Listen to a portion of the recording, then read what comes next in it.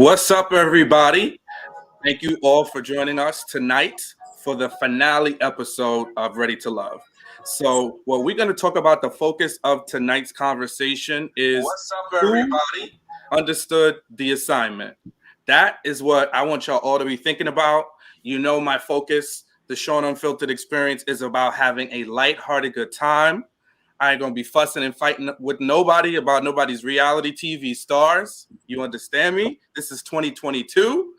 We can agree, we can disagree, but the prerequisite is fun.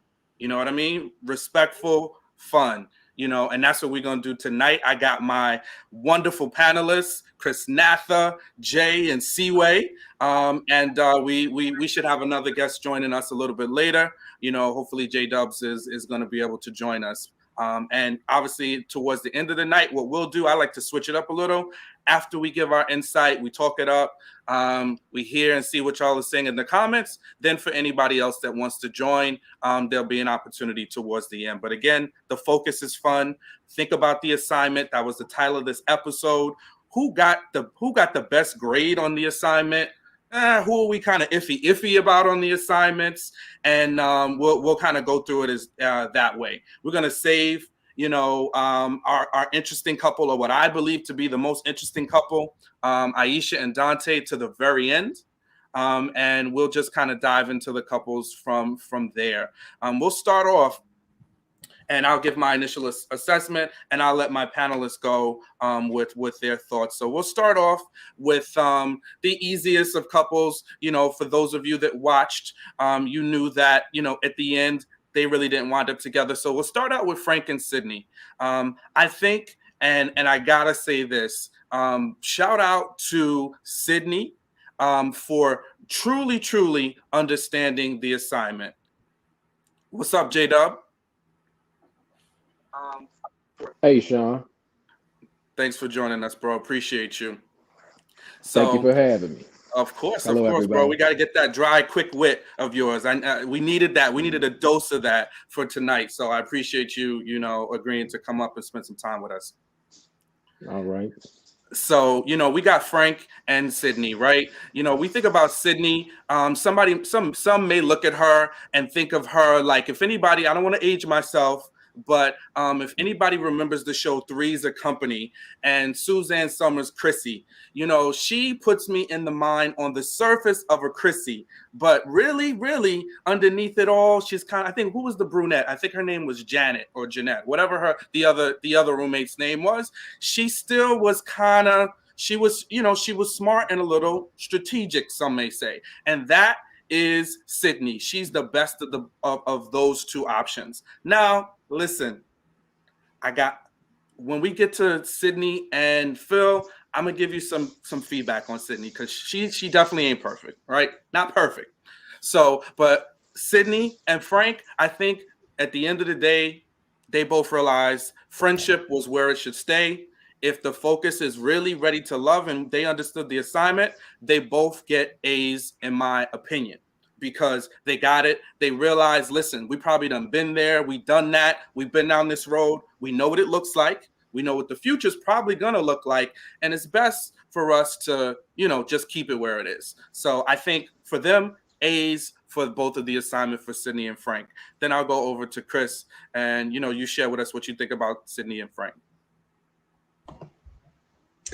I actually agree. I think that Sydney and Frank, though they had some type of history when they came on the show, that they should not have been a couple because they're so much alike, Sydney says. However, I feel that Frank is really attracted to her, like physically. I don't know about everything else, but like, y'all seen her rubbing on her leg. I saw it. But so I think that the attraction is really heavy with them. I just don't know if it could really go as further than the physical. So I think they made a good decision with being with other people. I think that was a good call. I really think that was a good call. So as far as Frank being torn till the end, I don't know. But I feel like the physical attraction between on his part, between him and Sydney, like he really finds her attractive. So, but I think they did a really good job of not being together. I don't think it was a good match. Sometimes you shouldn't be so much like someone if they are really so much alike. You need some differences in there, right, to balance each other out. So that's my thoughts.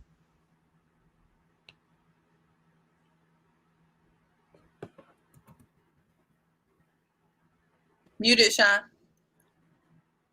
I'm muted. Shout out to Kojo. Be talking on mute. But yeah, no, I love that what you shared, Chris Natha. You know, it's the yin and the yang, you know, and we need somebody to be the balance in the relationship. We both about to jump. Somebody has to, you know, pull us back. So, you know, definitely I think they got it. But that chemistry is there. You could see that. But the one thing I did notice about Sydney is towards the end, the last few episodes, Frank would be going in for that mouth kiss. She would be giving him that good cheek, you know? So she was like, yeah, no, she's like, all right, I'm gonna give you the cheek and I'll give you a little bit of a church hug, you know, because she had her eyes set on Frank. So on Phil rather. So great feedback. All right, JJ, what you got for us? Oh shoot, I didn't realize I was off mute already. Sorry, I'm over here just typing away to the chat. Make sure y'all like, share, subscribe. That's what I'm over there trying to tell y'all. Anyways, I don't understand the assignment at all, clearly.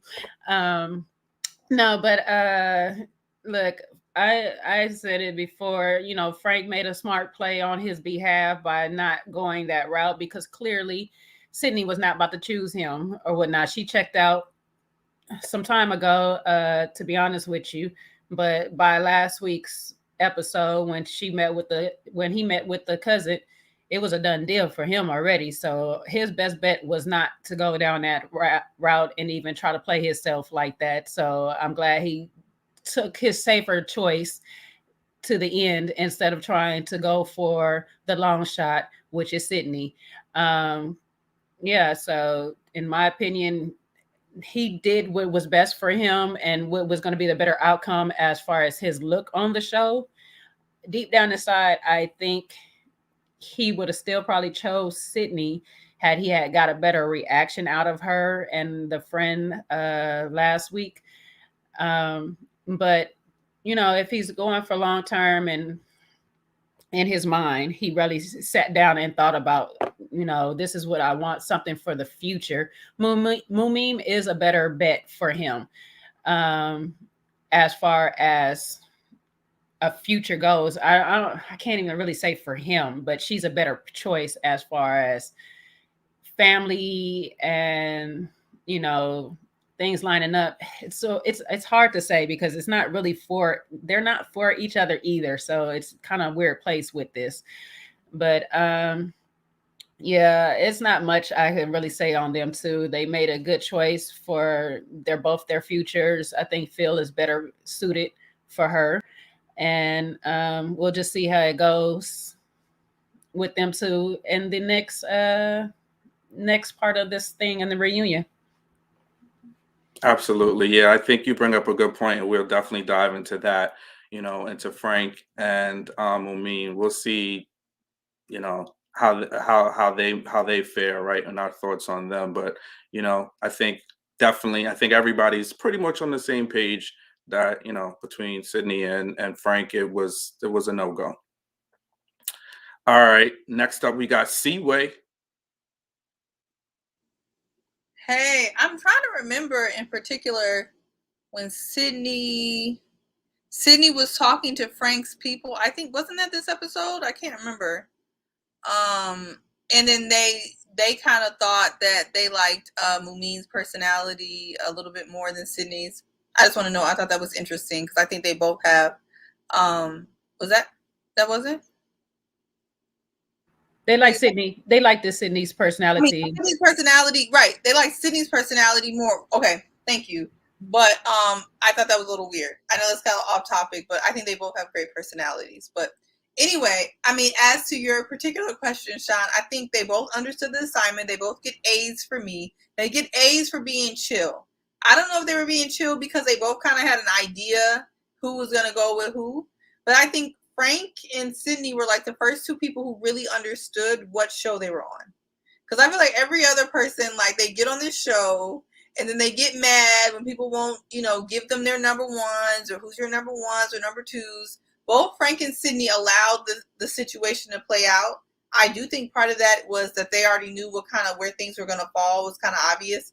But either way, even if they didn't, I respected they respected the process. Like, if you're going to go on this show, respect the process. So they get A's for that. And like you guys already said, they get A's for actually trying to make the right choice. I think we see in the previews that I don't know what Frank and his salt shakers are going to do down to Mumeen and what's going to have her upset. He probably going to be back in the club in his own ways. But I do appreciate that he tried to pick, who probably would have been better for him, and vice versa for Sydney. So they get A's for that. Yeah, no, absolutely. See where I'm with you. From the process standpoint, they got it right. I think how they navigate their respective choices that they made down the line, we'll see how that goes. But they definitely understood the process, and we like to see that, right? Because we watch these shows, I think, with a little bit of hope, right? When we think about relationships, but sometimes we get the exact opposite of that hope. We get nothing but despair and a reminder of exactly what's challenging in the dating space, right? And then a whole lot of drama mixed in. So at least these two, process stand wise, was solid. Last but not least, J-Dub, tell us your thoughts. My thoughts kind of line up with yours, Sean. I would say that Sydney definitely gives off that Chrissy Snow vibe, but underneath that, she's self-aware. She knows how to read the room. She uses her femininity to do the charming, and she's got the whole thing together. She understood the assignment. She wrote the class, the book, everything. She's the MVP to me. She could have had Frank if she wanted him, because if you go back to the meeting when Frank met with her friends, they were so heavy on the PDA. One of her friends had to tell Frank like to cool it, like they were kissing in the mouth, rubbing, and all that type of stuff. I mean, she had Frank eating out the palm of her hands, and then suddenly she noticed that Phil wasn't paying her any attention, so she invited him on a gym date, and from then on, Phil became the prey. So Sydney, and immediately you saw the energy shift with Frank. It got less touchy feely, and as you said, she'll hit him with the kiss on the cheek or the church hug. And I even know she put both of her hands up when she likes to kiss him to control his face, just to make sure where she's going to place that kiss. So Sydney was running the whole show actually, and as I said, she kept her options, but she did it in a way where it didn't seem like she was dragging on the process. She kept her options, and then when she saw her opportunity, she made her move. She knew within Phil it was secure. She could lock in with Phil. Frank's just a friend, as she said. At first, if anybody remembers, at the ladies' retreat, Sydney said to Tommy, she said, "Hey, I love Frank." So what are we talking about? Is when you're loving someone, you made that choice, especially in this process. But as I said, she's a strategist, and they need to take the class from her because she'll survive each and every time. J-Dub, as always, you brought out an interesting point, because that I know when you mentioned that, now I think about that, because when she would kiss him, you always see her hands, right? And I think that is such a great point, to be able to control the situation without being overt, without putting out like a hand, like, hey, back up, brother. It's just enough where you get the point, and she's subtle. So I definitely think she, we used to do this thing or talk about the dark horse, right? So I think Sydney is like the dark horse. She's the one that at first glance you might just underestimate her, but really she is out here, she knows how to navigate things very well, very, very well. And, Michelle says, she had options, right? She was like, I have choices. So she knew going into this, it was about, how to figure things out, and then how to really decide who's going to be the best fit for her. So this is just for you. This is just for you, Seaway. Seaway loves some astrology talk, boy. So is Sydney an atypical Sagittarius, Seaway? She is, because Sages are girls, right? So we get along with girls. We never have a problem with girls. And if you see with Sydney, she knows how to talk to women. She knew how to navigate that situation with Shiloh. She knew how to be beautiful, but kind of like not, step on people's toes. She was really, really good at that. And on top of that, she's outgoing, and she's hard to tie down. That's a typical Sagittarius. I mean, I think our flaw is in relationships is this chase thing. We love a good chase. We're kind of like men in that way. We love the idea of something new. And then when it's not new no more, it's like, womp. So I feel like with Sydney, I mean, I think Phil's going to be, if she's a typical Sagittarius, Phil is going to be as interesting as the situation is new. And when it is no longer interesting, she's back on the market. And that's why Sagittarius understand men better, because we understand the idea of, the chase. We're never going to make it too easy for you, because we understand that men don't like that, so because we're that way. Long response, but yes, she's typical. Oh, I knew once somebody dropped some astrology out there, you were going to expand on that. So, interesting insight into her. But I think she's somebody that we should really pay attention to, because the way she moves is definitely, it's definitely strategic and smart. Any other final thoughts on Sydney and Frank before we move on? Yeah, I just wanted to mention the family of Frank, sitting here talking about how flawless and perfect he was. Are y'all serious right now? Like, and then Sydney walked in like, yes, this is who I need to ask. The family's gonna be honest. I'm like, clearly not his, because and they gonna lie for the brother just as much. I can't trust them. Look, they cannot be trusted at all. I'm so sorry. Like, you perfect, flawless, like, child. Okay. I would have had so many more questions. Like, so he's so flawless. Why he's still single though? Why? Like, let's get into it. Come on. Play if y'all want to. Flawless. Jay, I'm with you 100%, because we was talking earlier, and I'm like, first of all, who's this little baby that he done brought out here? Bless her heart. But he's perfect in my eyes. He was just waiting for the right woman. What? Like, come on. And then I was like, all right, but she's, I don't know if she's as young as she looked, but I'm like, okay, he probably like treated her like his little sister. So she's just enamored with him, right? In that sense. And then here comes the other cousin, talking about, yeah, I agree. He's got a lot going for himself. What? Like, what are we saying? Like, what are we talking about? So I absolutely was like, come on, people. If I hear something like that, that means all I'm getting is fluff. There's nothing of substance coming out this. If you can't be objective and say like something the person needs to work on, that means when he goes to you and complains, or he says, hey, listen, well, this is what I want to do, you're gonna be like, yeah, you right, bro. And she's gonna be looking at him, looking up at him like, yeah. Keep pushing. So I absolutely peeped that. Great observation, Jay. I clearly we know that he's like a self-confessed playboy prior to this. So there was absolutely some options for him to do things better. I saw your hand, J-Dub. Go ahead. Yeah, I got one more thing about Frank. I just want to bring in display, because I don't think he gets the credit that he needs in the show. So he forever is famous for this. The Frank shake. Don't ever leave that out. When I see you reached out, J-Dubs, I knew you was about to do You already it. knew. Yeah, I mean, that's it. The shake. He need to patent that. Wherever he's bartending or selling his drinks, he need to get that down. The Frank shake. Come see the Frank shake tonight. At the bar. J-Dub, I brought you on solely for that right there. You got an A for that assignment, because that is hilarious. That Frank shake, you got it. You nailed that completely, bro. So love it. All right. That's a good segue to his lack of seriousness. I think we forgot that he wasn't that serious, because, he kind of like changed the narrative for a little bit.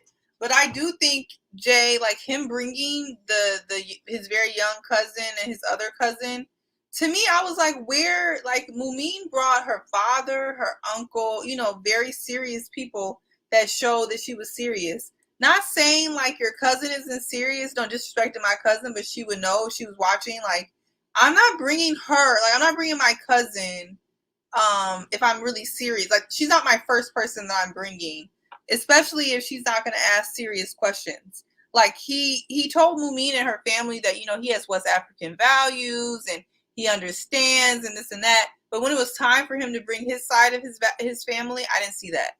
And I think his cousin's being a bit childish, if you ask me. And that's probably why Sydney didn't respond, because, like, I'm not responding to you talking about your cousin's perfect. I'm just going to move on. You know, like, you're playing in my face at this point.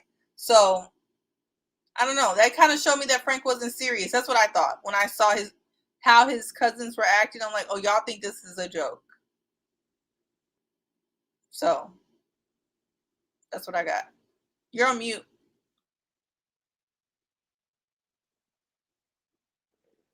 In Frank's defense, he said that he was first generation American and that he didn't have any family here. He doesn't have any siblings at all.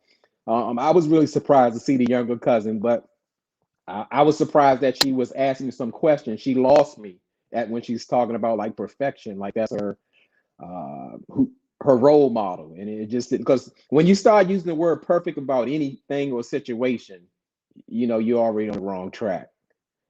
So that's unattainable. Got it. Yo, Danny, good. Thank you for that insight. I must have missed that. I guess his relatives were, you know, a little hesitant due to the, you know, panorama running around. So I can respect that. But at least he could have prepped her a little bit. You know, prep baby girl, you know, hey, listen, you know, these are a couple of things you can ask, you know, be open, be honest, you know, same thing. You know, I really expected, oh, he said it on Twitter.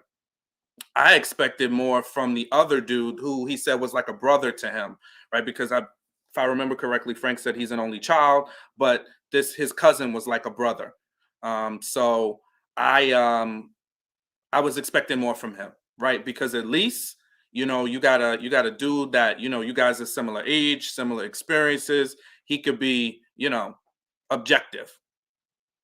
So Brittany said, get them Zoom. Sabrina got her cousin right on the good old Zoom. So yeah, no, that's that, right? So clearly lots of room for Frank in his process here with meeting the family.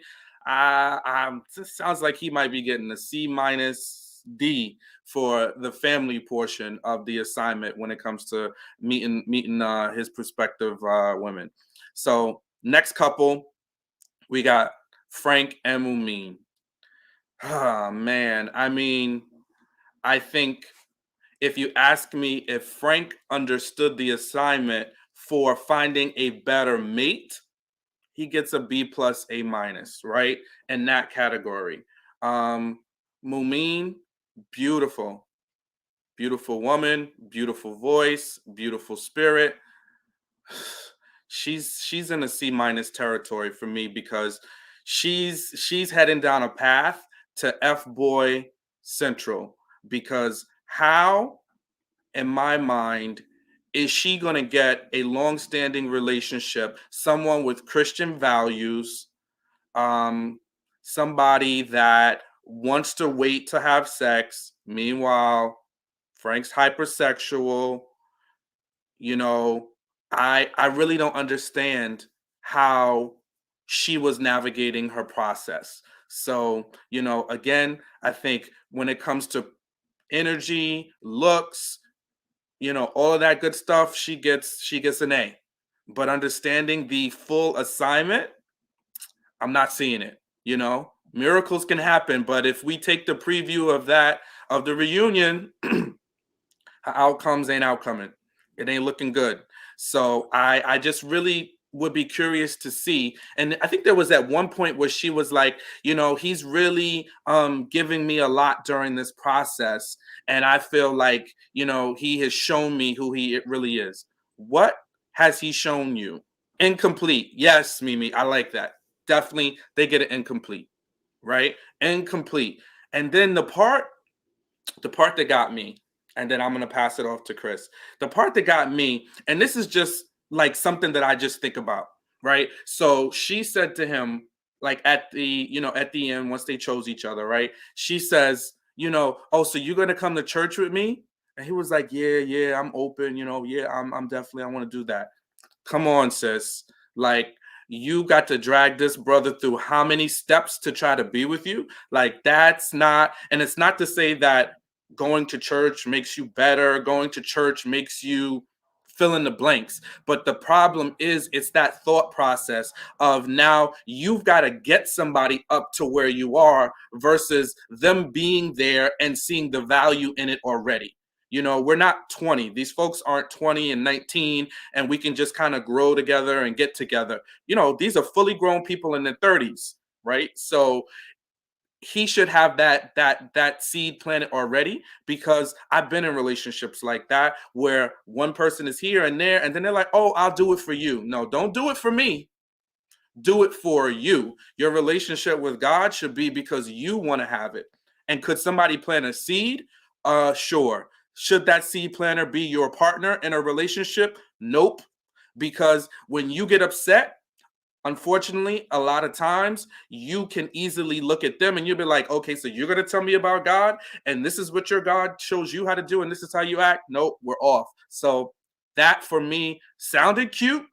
Probably to her, like, oh, he's willing to go to church with me. No, it sounds like a recipe for disaster, because you're going to be dragging it. You're going to be having to drag that person along the whole way. You know what I mean? So, nah, I'm not here for it. So I'll pass it off to you, Chris. Wow, that was really good, Sean. This bothers me because, like, Mumeen is gorgeous. Like, she's so beautiful. When she was walking down those stairs, all I kept thinking was, this girl is gorgeous. However, the way Mumeen has been navigating through the entire season, it has frustrated me because it wasn't clear that she knows what she needs in a partner. It was like, whoever gives me attention, I will take it. That's what it seemed like. Um, and I think there's some maturity that needs to happen there too. I think when she gets upset, it gets a little extra and it doesn't have to. But yeah, I don't think she's clear about what she needs. And I just don't want, because I used to do this when I was younger. Thank God for some common sense now. But like, whoever gives you attention, you just accept it because that's where you're getting attention. You don't have to be with somebody because they show interest or, they say you're pretty or whatever. If it's not a good fit, it's not a good fit.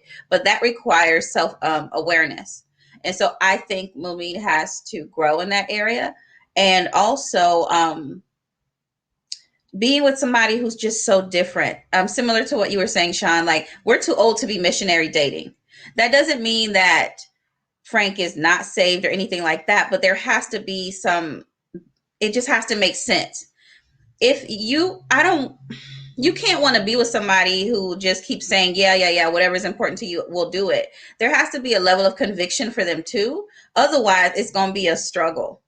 And more than likely, you might end up being the one compromising. So somebody being hypersexual, rubbing on Sydney's leg while y'all three at the brunch, I was like, really? Like, she probably didn't notice till she saw the show.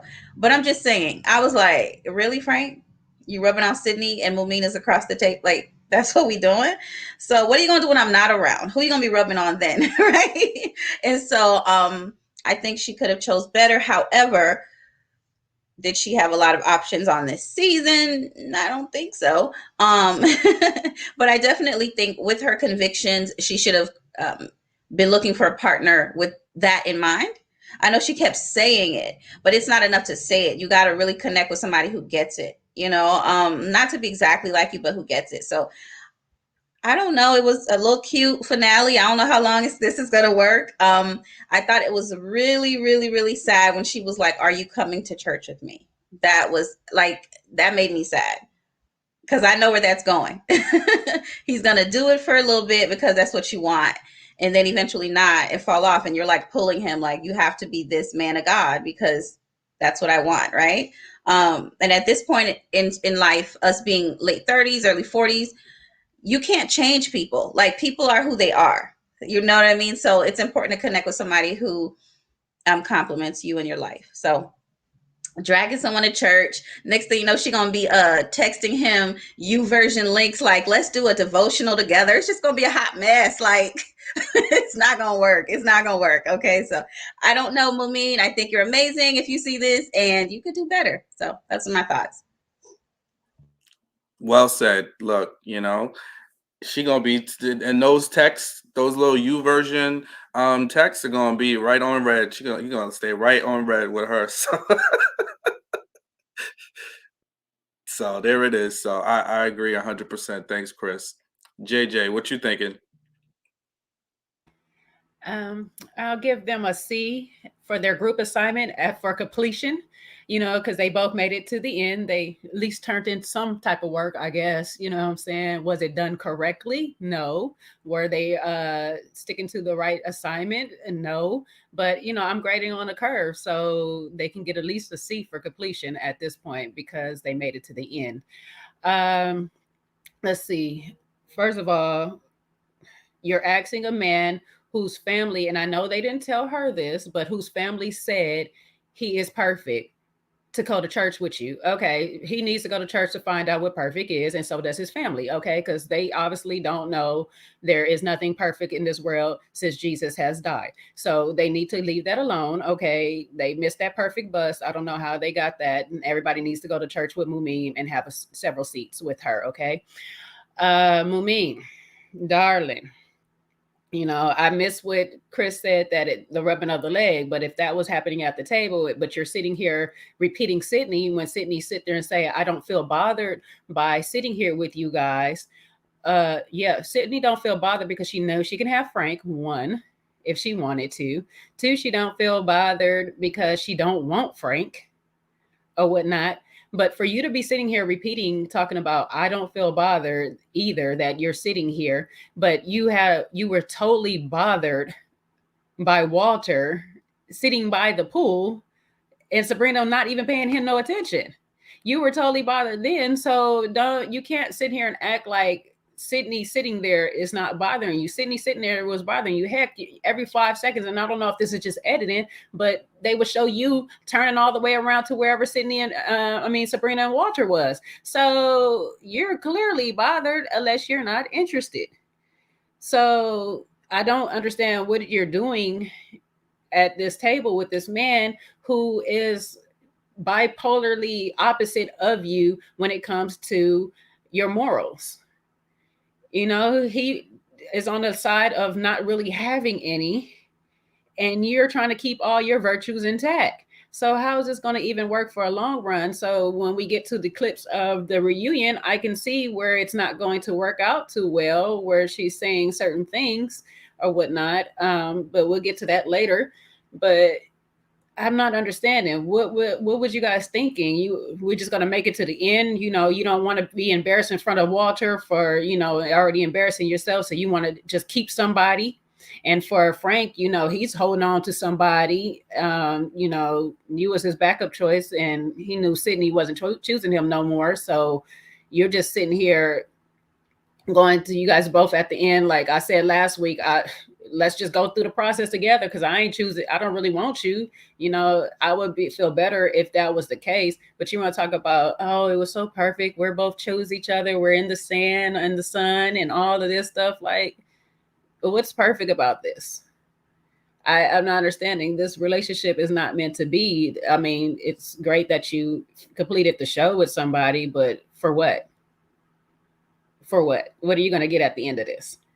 You were better off just going to tell this man the honest truth, which is, I don't really see a future for us because he is not changing his ways. If you have to ask and beg a man to go to church for you, if he didn't sit there and just offer to go get up the next Sunday, following Sunday, to go to church with you, that is a problem that you do not need to have.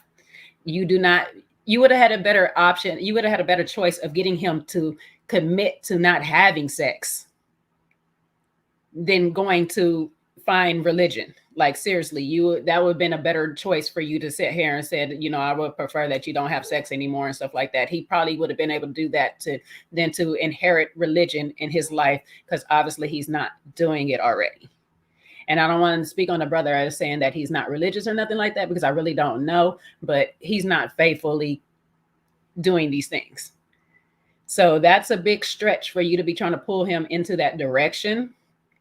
And on top of it, you don't want to have sex. You're asking a lot of this brother way too soon. Like, I don't know what you want him to do. He's talking about he's hypersexual. He over here rubbing on Sydney's leg, according to Chris. I'm going to go watch it again so I can make sure and stuff. But he was doing a lot of rubbing on other places all through the show on a whole bunch of people. So, child, okay, good luck. You made it to the end. Y'all both get a sticker for completion. You know what I'm saying? Congratulations. I'm glad. Will I see you both next semester? Hopefully not, but I'm pretty sure you guys will be on a repeat class. All right. Wow. You left nothing out there, huh? You graded on a curve, they said. A big curve. Oh, that's a big curve right there. So yeah, listen, we don't want to wish anybody ill on their relationship choices, but looking out here, that it just looks like a recipe for disaster, right? And me, my catchphrase is, pick a struggle, right? So we got hypersexual, we got you want him to be a man of God and going to church. Which one of your struggles do you want to just hang your hat on? Because all them struggles combined, it sounds like it ain't gonna go past the, it doesn't seem like it made it to the reunion. It's definitely not gonna make it past the reunion. So interesting take. So appreciate you, Jay. Seaway, what you got? Yeah, I'll make it quick. I'm gonna give each of them a A for participation, because Frank went from Aisha in the phone booth to Sydney to Mumeen and probably somebody in between that we didn't see. And then Mumeen went from Corey in the tire changing to Walter to Frank. So they were both all over the place. They both get an A for effort and participation, because they really did try to experience this show to the fullest. I have to give them an A for that. And I give both of them C's for accuracy, because was just not the best choice. But as we like to do, I want to take it off of them in particular, because I think we can all see kind of where this is going. But off of them, I just think the kind of takeaway from their situation is relationships are really, really hard enough. When you're not matching lifestyles from the beginning, you're going to give yourself an uphill battle. And that's kind of what I see from their relationship on the whole. You have to try to find someone that will match and understand your lifestyle. And if you're already starting with a mixed match lifestyle where Frank is in the nightlife and you are a gospel singer, I'm not going to say it's impossible, but that's just going to be an uphill, battle. It's going to be really, really difficult. Secondly, as it goes to Mumeen, and I think that was the beautiful thing that we saw with Sabrina eliminating herself. There were some little bit of issues with what she did, but she eliminated herself. She didn't pick somebody, and we're going to get to it later, just because they picked her. And I feel like Mumeen was just going around just trying to, she was looking for love and wanting to be picked. And when you want to be picked at all costs, you get what you get. And I feel like what we got here is a complete mismatch. And I wish them well, but I just don't know, unless Frank really showed a complete, 180. I would say, I really understand what Mumeen was thinking, but I haven't really seen that change. I feel like he's going to go back to the club and she's going to go back to the studio producing gospel music, and that's not going to meet. But I wish them well. Look at that diplomacy up there. All right, now, Seaway. Is this the new Seaway for 2022 or just a glimpse? Quiet. So Michelle said they were on Sydney's Live last night. You said what? I said Michelle Fafima is saying that they were on Sydney's Live last night and they look like they're still together. Okay. Mumeen and Frank? Yeah. So you talk about that live where everyone was in the back playing pool and doing all that stuff? I didn't watch. I was watching the back of my eyelids. So was there a live? There was some live where they were all there. but I didn't see anything where they look like they were still together. Okay. But whatever, we'll see. We will. I predict them to be just like, if they last as long as Liz and Jason, if they're gonna, just play around, and they'll just eventually, they're the younger version of Liz and Jason, if you ask me, but just my little 2 cents. J-Dub, what you got for us? I'll start with Frank. I would say if we're grading, I'm going to give Frank a C for covering bases because he was absolutely locked in, totally with Sydney. She had all the cards. As I said, she was running the show, and all she had to do was say go, and it would have been done. So he went to his backup plan, and it was just that simple. And he knew he had that in Mumeen, and that's just what it was. So it worked out for him. Now, for Mumeen, one of your subscribers took my answer.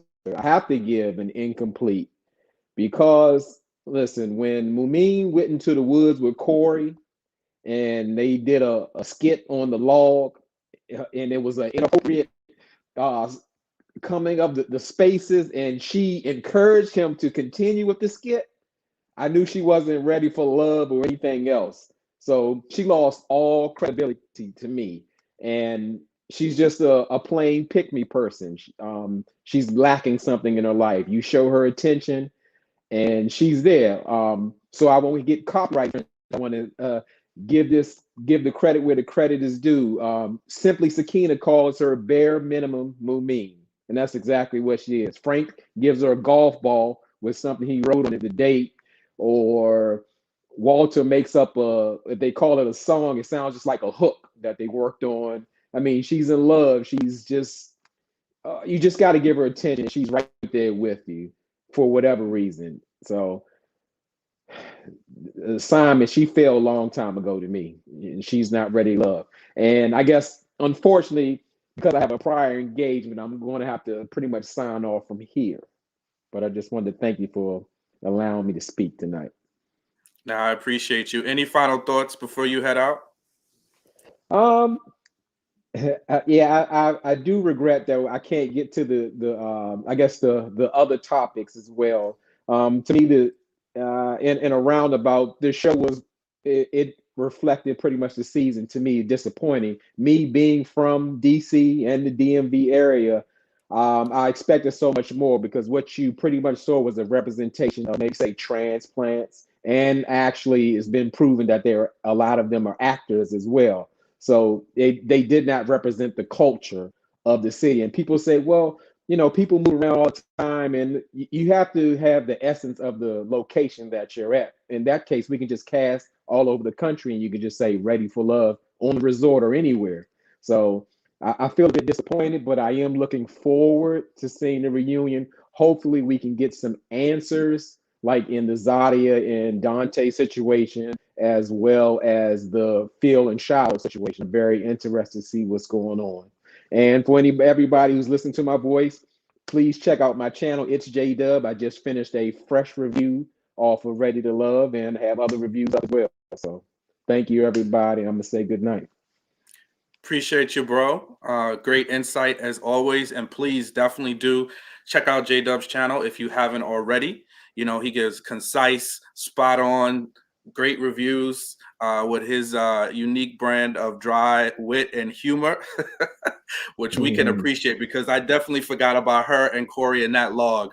Oh man, her credibility has definitely been shot since she let him ride up on the back of that log that way. So she's got encourages. Let's not forget that. Encourage. Hey, finish what you come started. Back up. Come back. Even though he knew it was inappropriate. No, I thought you were going to finish doing the skit. Like, whoa, Mumeen, come on. Oh, Mumeen. We're gonna pray for you, sis. Night, J-Dub. All right, good night, everyone. Thank you. I'll see y'all later. All right, cool. See you later, bro. Yeah, J-Dub he's bringing in those historical facts. Sometimes you forget about those little things, and that just kind of it connects. Because I remember we were talking about that, and yeah, we said it was awkward, but to just invite him to come back to me was just kind of like, Come on. J Dub left in a unique way. He just left a black screen. How he do Oh. that? He don't really want to leave us. That's what it is. Right. He wants to have the option to come back. So whenever he decides to go, usually we say something good, he gonna come back. You sent him away, Jay. Why are you shooing people away? I didn't know he was still there. I was like, damn, the black screen just there though. That's dope. All right. So anything else on Frank and Mumeen? I just wait to the reunion. I just want to see what it is, because she said something about everybody was saying you're a player and all this stuff to him. So I was just like, I don't know. You guys are saying they still together according to whoever's live, so that'll be interesting. The thing with those lives, you never know. Sometimes they're set up by production, sometimes they're just still playing to the narrative until the reunion comes out. Sometimes they're just in the process of faking it till they make it. Maybe Mumeen still hasn't gotten the hint. Maybe Frank shook some drinks together, lulled her into a state of complacency, and she's like, all right, I'll give you another chance. I'll give you another chance to stay right. She remixed the Stay Right song from Walter to Frank. So she's like, we're going to go on the remix, okay? There's another thing, too. They build a friendship. So, them being around each other and all these things, in most cases, is not really too far from fetch, for real. So it's like, I don't know. I'll just wait till after the reunion to see what they say on yay or nay. For sure. The other thing is, I know we talk about Mumeen being a gospel artist and a singer. I think that, you sometimes see this, and I don't want to generalize, so I'll just say people who live in a state of a little bit of delusion, right? She has a beautiful song out there where she's singing like, it's like a Disney song or something, and it's beautiful, right? But when I think about her, I think like she lives in that Disneyland fairy tale, not able to just cut through it and see stuff for what it is. And that's unfortunate, because that could get you caught up in a lot of, not so healthy situations. You know what I mean? So, Mumeen. Well, we're going to pray for you. We hope, listen, if they want to make a go at it, maybe Frank will do that 180 like Seaway says. I don't think it's going to happen. But we wish them the best. In 2022, we want to wish people well, but I'm still gonna side eye you, because I don't see it. I'm sorry. Next couple, who do we have? We got, is it Sabrina and Walter? Right? Because then the last couple is Aisha and Dante, right? So I completely loved the family interaction. Walter knew nothing about her, and she ain't know nothing about him. So they was both on the same page. And Sabrina's been saying that the dudes haven't been consistent, and as much as she likes Walter, he has not been consistent. And it was very interesting, when his family, his aunt and his sister, rather, first thing they said was, she's not your normal type. So there you go. Could be red flag right there, right? Then they, once they got to her, first, let's go back before we go forward. They asked him where she was from. He said Virginia. Okay. So really way off. He was stumbling and fumbling, just looking like a deer in headlights. And then, so his geography is way off. Absolutely, Jay Smith. I didn't either. I definitely didn't know Virginia and Korea were anywhere, in South Korea, rather, were anywhere near Sean, each we gotta other. be fair. How many countries has Sabrina said she was from? Did she say she was from multiple countries? I feel like she just said she speaks 3 languages. First, she said she spoke Korean. Then she said she didn't speak Korean. Then she said she's from Korea. Then she said she was from someplace else. I mean, I don't think Walter is paying attention, but she also confused the hell out of me as well. I just want to be fair.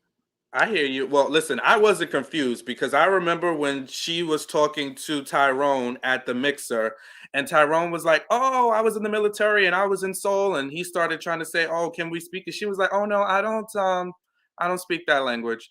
I knew. I was like, "Yeah." And then when she sat down with Sean, she started, spitting the language, right? So that, and we even had a little joke with her in the comments about that. So she was not interested. So yeah, she could be a shapeshifter a little bit, but she might live in Virginia, but I don't think she's from Virginia. But I think had they uh-oh, Sabrina done joined the chat.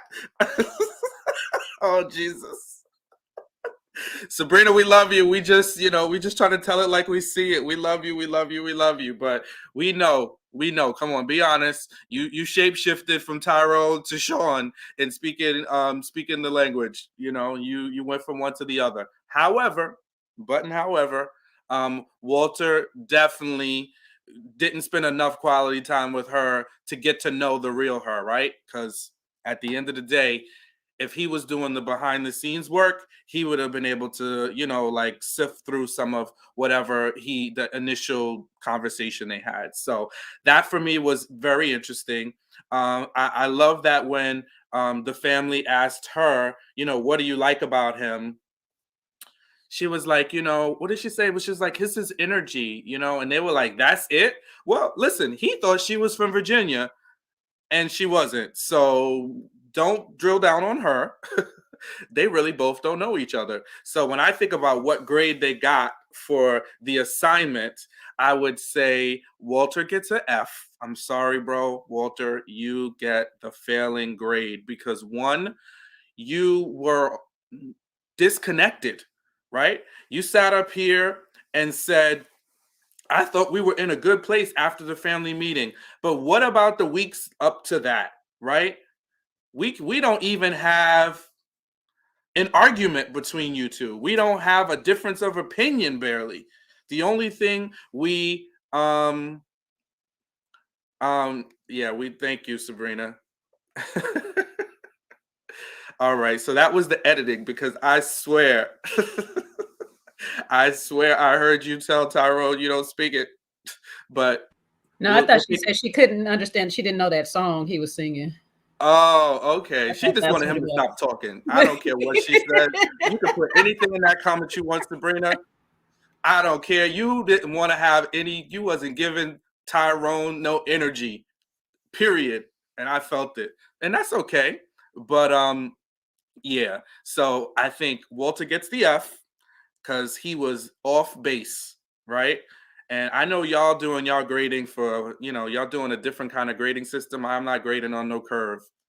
F, point blank, period. The brother gets an F. Sabrina gets an A. Because at the end of the day, look, I love it. I love it that she's been open and honest and saying, listen, I want different outcomes. I realize that I have made bad choices in the past when it comes to relationships, and I'm not going to be in this situation again. Okay, so maybe Walter wasn't that bad. She grew up in Virginia, lived in Maryland and DC for almost 15 years, born in Korea. Okay. All right, so maybe Walter got, he got some of the information correct, but he still gets an F. He still gets an F because he did not give her the attention. He didn't give her the attention. He wasn't intentional. He really didn't get to know each other. He wasn't invested in her, especially if you think about the way, because I believe in the platinum rule, right? And that's treating somebody the way they want to be treated, right? Because it's one thing people are like, oh, the golden rules, I'll treat you like how I want to be treated. Yeah, that don't work, right? Because for me, the minimum may work and that don't work for you. So I believe,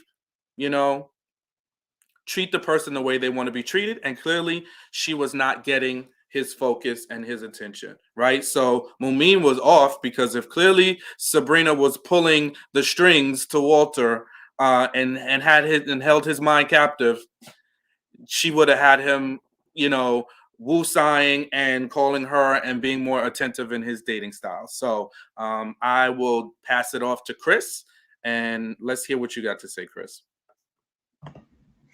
Well, I just want to add that I believe the question was, where was she born? I can go back and watch, but I believe that was the question, and he said Virginia. I could be wrong, but I think that was what the question, and Sabrina had already explained it here in the chat, but that's what I believe the initial question was to Walter, where was she born? And he said Virginia. So of course he got that wrong. So, but anyway, I commend Sabrina for being true to herself, being true to what she felt, being true to her gut. And for any lady who's watching this, any woman, when you get to the space of, I don't know where we are, I don't know where we stand, I don't know if he wants this, I don't know if we're together. Whenever you're in the I don't know phase, I would encourage you to lean more toward no. The reason why, been there, done that, right?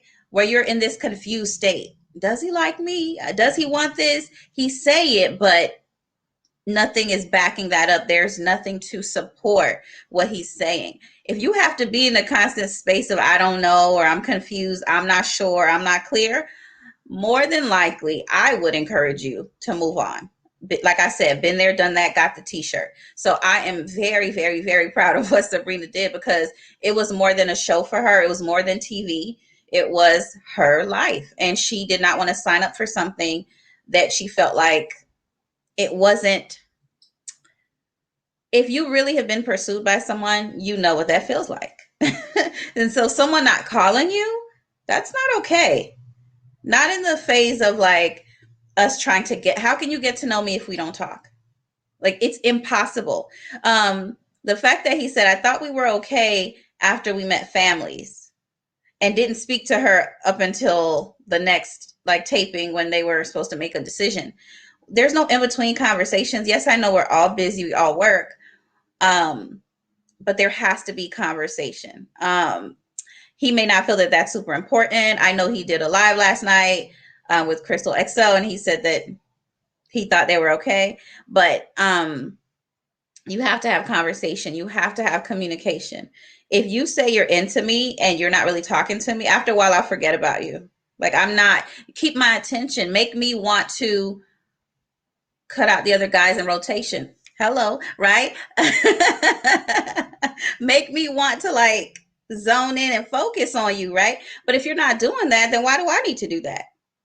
You know, and like Sean stated earlier, find out what I need. And if you want me, do that. Right. And so it's just really important that we stand up for ourselves, that we are advocates for ourselves, even in the realm of love. And so don't listen. We're not in 2022. We're not accepting crumbs. Okay. We are not accepting crumbs in 2022. I don't want the crumbs. I want the whole damn table. You better get on this damn phone. And don't you think you're going to text me to death. Okay. So yeah, I'm proud of Sabrina. I think she did an amazing job. And I love that Sabrina knew what she was going to do, because she understood the assignment, but she came there looking like the queen that she is. And she's like, I'm going to twirl, and I'm taking my flowers, and I'm going to let you watch me walk away. Hello. Okay. So she did that. So listen, big ups to you, Queen Sabrina. Okay. That's my time. I'm done. Text you to death. Is that a thing? What is that? I want to like understand. texting like WYD. Hey, what's up? Don't do it to me. I will lose my religion and feel like cussing you out. You better pick up that doggone phone and call me. Okay, I'm done. WYD. Let me make a mental note of that. So no texting acronyms, huh? It's about the substance. I hear you. I love it. Absolutely. Right. You got to be intentional, right? Especially if you're looking for love, right? If you're looking for a fling, that's you can play them games. But we grown out here. We looking for serious situations. We need to see your intention. We need to understand. So spot on, Chris. I appreciate that. JJ, tell us where you at. All right. So I'm gonna give myself an A for predicting that how this outcome was gonna go ahead and go. That Walter was gonna choose Sabrina, and she was gonna be like, "Nah, bro, I'm good." So I'm gonna give myself an A for that. First off, okay. Then I'm gonna go ahead and give Walter a D. I just listened to it again, Chris. So the question was asked, "Where is she from?" He said Virginia. And then when they asked her about herself, she went to tell where she was born first, and they just cut him off there and looked at him crazy, like, you don't know what you're talking about. Like, so his family kind of threw him under the bus on that one, on that. But, so our raise is grade up, from the F. I'll give him, I don't want to, leave nobody behind. So I'm going to give him a D. He get a passing grade, but I ain't happy with it or whatever. And this is why I'm giving him this grade. All through the season, Sabrina has been communicating with the guys that she's been talking to, because we've seen it with Frank. She's told Walter a few times that you guys are not communicating with me. You're not reaching out to me. I'm doing all the reaching out or whatnot. And so, everybody, you want this man, and you want men to be kind of like in this traditional role, and they want to be in a traditional role for the most part or whatever, and maybe, I don't know, I'm assuming that Walter wants to be somewhat traditional in some aspects of it all, but you're not doing the traditional thing as to making sure that she knows that you are into her. You're not reaching out. You're not doing it even after she tells you, I would like that a little bit more. So that is a big problem to me. You know what I'm saying? Like, you're saying that you're interested in this person and all this stuff like that, but you're not showing your interest. Actions talk more than words do. So if you're not putting the action behind these words that you're giving me, talking about, oh yes, me and you, we know what it is and all this stuff, how do I know? I don't talk to you. What do I know? You know what I'm saying? Clearly you don't know to make sure to say that she's born in Seoul, Korea, and she lived in Virginia for this long, and then she moved to DC for this long. You don't know enough. You don't even know enough to be my friend at this point. So that to me is a big problem. You're still over here saying little things in your confessional. Granted, she don't know about this, but in your confessional, you're saying you have no hard feelings to Mumeen. Why would you have hard feelings to Mumeen? It'd be the other way around, because you kind of like left Mumeen alone, right? Right? Wasn't that the case? Because she, she was acting some type of way. So why would you have hard feelings towards Mumeen unless you still have feelings for Mumeen? You know what I'm saying? So what does it matter? And then you're making these little comments on the slide talking about, Frank and Sydney, and he still has Mumeen. So I guess some people still have choices. So you were just saying that, you just got you a choice with Sabrina. So you thought, so you can sit here, and I told Sean this before, like, to make Sabrina, Mumeen feel bad or whatever, you was just going to choose Sabrina. So, I give you a D for being a dummy, okay? And like, not like taking care of yourself when you know that you don't want this person. Like, you don't want her like that. Like, you guys are good friends, and that's fine. And I would have respected him more if he had came to the thing and said, you know what, we've been through this or whatever, but I do feel like I value our friendship, and I don't want to ruin it by trying to potentially go there. But you want to talk about how we have a foundation of friendship. We have something, what just forgot what the other thing he was saying, but most of his stuff was just a cut and paste answer that you could put on to anybody, any one of those ladies. Even when the family asks you, was he like surprised by the process that he found somebody? He was like, well, I was just going with the process, and, it's just flowing through it or whatever and stuff like that. Like, what? You're not shocked by that you found somebody in this process? You were just going with it. You're still just going through it or whatever, but you're trying to tell everybody else at so late in the game that they still got options. Brother, you sound like you're still looking for an option. Okay, so I don't understand, what were you doing this whole time while I was over here teaching how to find love? What were you not paying attention to me? I'm feeling some type of way right about now. Okay. Every week we've been here talking about it and stuff, Walter, and we just couldn't figure out why you're not clicking in this class or whatever and stuff. And I still don't know why, but Sabrina never caught it. So obviously you weren't doing what you needed to do in this process. As far as Sabrina goes, I'm going to give her I'll give her an A- or whatnot, because I say A-. She stood true to herself through this whole process and stuff. But you know, you was playing a little bit, baby girl, because you knew that Walter wasn't it. You knew he wasn't the one. You know, you made it to the end, but you out here trying to fool the cameras and stuff, like, oh my God, this is real. You know, I've just met his parents, but I give you credit. You sat your butt down for the 24 hours, thought about it, thought hard. And I love, you know what, I'm about to give you an A+ because of this reason right here. You have a daughter. You had to think about your daughter in this process. Your daughter is still at a young age, an impressionable age, and you know you don't want to bring anybody to your daughter. So I'm going to bring your grade back up for this reason right here, because you made a decision not for yourself and selfishly for yourself, but you had your daughter to sit and think about, what is this? Is this really serious? And so that I don't take lightly. You know what I'm saying? I respect that as a mother to mother.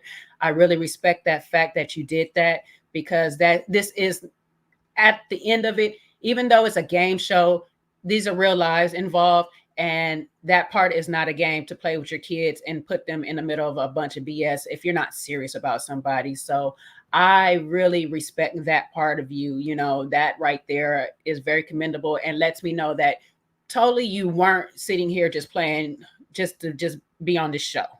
You know what I'm saying? You really do have something else in the background that, you know, is very impressionable, and it's very I'm losing the word that I want to use, but you know, that's very important to think about. You know, a lot of people will be on these shows and be very selfish in that manner and not even think about the kids that they have or whatnot they got going on with their families and stuff. And so for that, I commend you very much. Um, what else? Child, that ending. When you hit him with the when he he told you that he was choosing you, you was like I loved it. Okay, I was here for it. I got my whole life in that moment, because this episode was a little lackluster up until that point, you know. And look, once again, you got you an A, he got him a D, I got me an A. We all passing. And see you guys at the reunion. I can't wait to see what plays out between Walter and Mumeen later on. I was not happy about his interview with some of the stuff he was saying on Crystal XO, but hey, that's that brother's point of view. I can't take it away from him. That's how he's seen things happening. But I'm just like, seriously, if you guys was really good friends, you kind of knew that she wasn't going to pick you. And I don't even know why you sitting here playing this game. Like, she could have called you and told you, brother, you're not calling me to even have a regular conversation. Why do I need to call you and tell you about my choices that I'm going to make? You're not keeping me up to date on yours. Boy, stop. Anyways, though, that's it. That's all I got, Sean. Wow.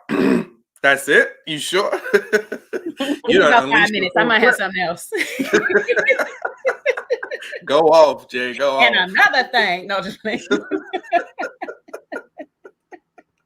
Oh God, love it. Absolutely. Yeah, no, I think, I really like the intentionality that you pointed out, right? And realizing that she needs to set an example for her daughter, right? And she doesn't want to have men coming in and out of her daughter's life. And I loved hearing her say that, because I don't think everybody always thinks about that, right? When it comes to what your children, you can say one thing and you can give them a good life, and those are all important things to do, but how you live your life is the example by which they will follow, right? So I love that she was very intentional about the next person that she put into her life and how that would impact her daughter. So I love that, right? So Sabrina, look, we know you're going to give us that scoop. Jay already told us, we're going to see you on another round. So I know, you're going to be transparent. And guys, we're going to give our opinion. We know Sabrina's in the chat, but, let's be respectful. She supports us. She comes in here. She listens to what we have to say on a variety of different platforms. It's not easy. to have folks out here telling you about yourself that don't really know you. So give her a little grace, cut her a little slack, because she comes in here and she chops it up with us. So definitely. And listen, she didn't say it, but I'm saying it. Check out her YouTube channel. Her YouTube channel is pretty dope. She's got some great things going on out there. Sabrina, we appreciate you supporting us. Appreciate you chopping it up with us in the chat, giving us a little inside scoop. But we can't wait till after the reunion.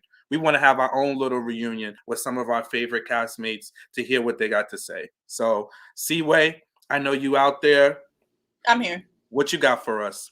Well, I'm glad you said that, because we're always going to be honest. We're going to be honest. But look, I can't imagine what it feels like to be Sabrina or any of these other castmates, because people tell us about what we thinking.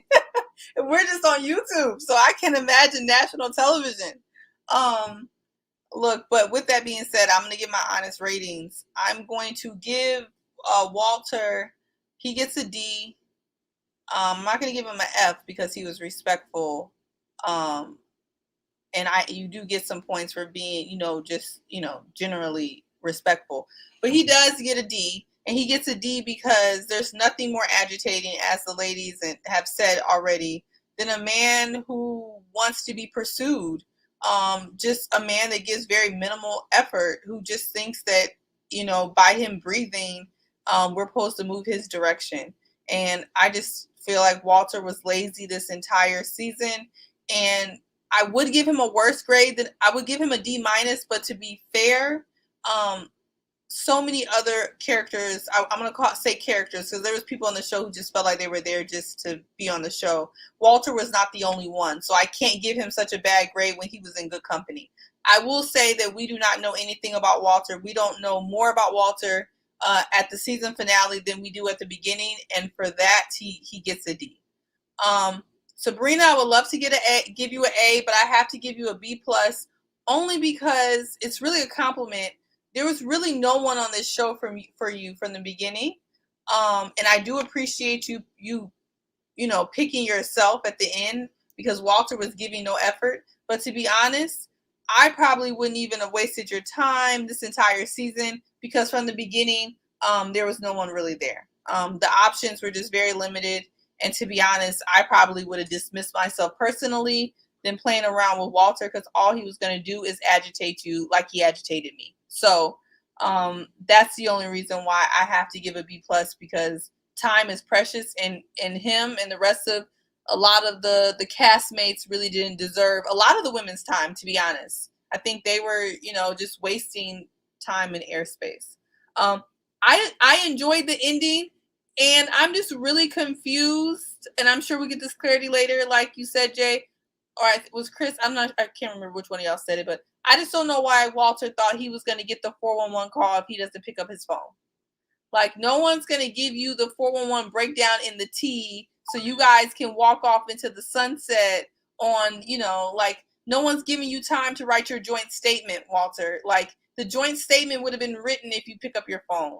But, if you don't have time to do your own PR statement, well, then you're going to get the information when we get it. So it just is what it is. So that's kind of how I feel. I don't think Walter's a bad guy. He's just blah. He's just womp. It's giving nothing. That's it.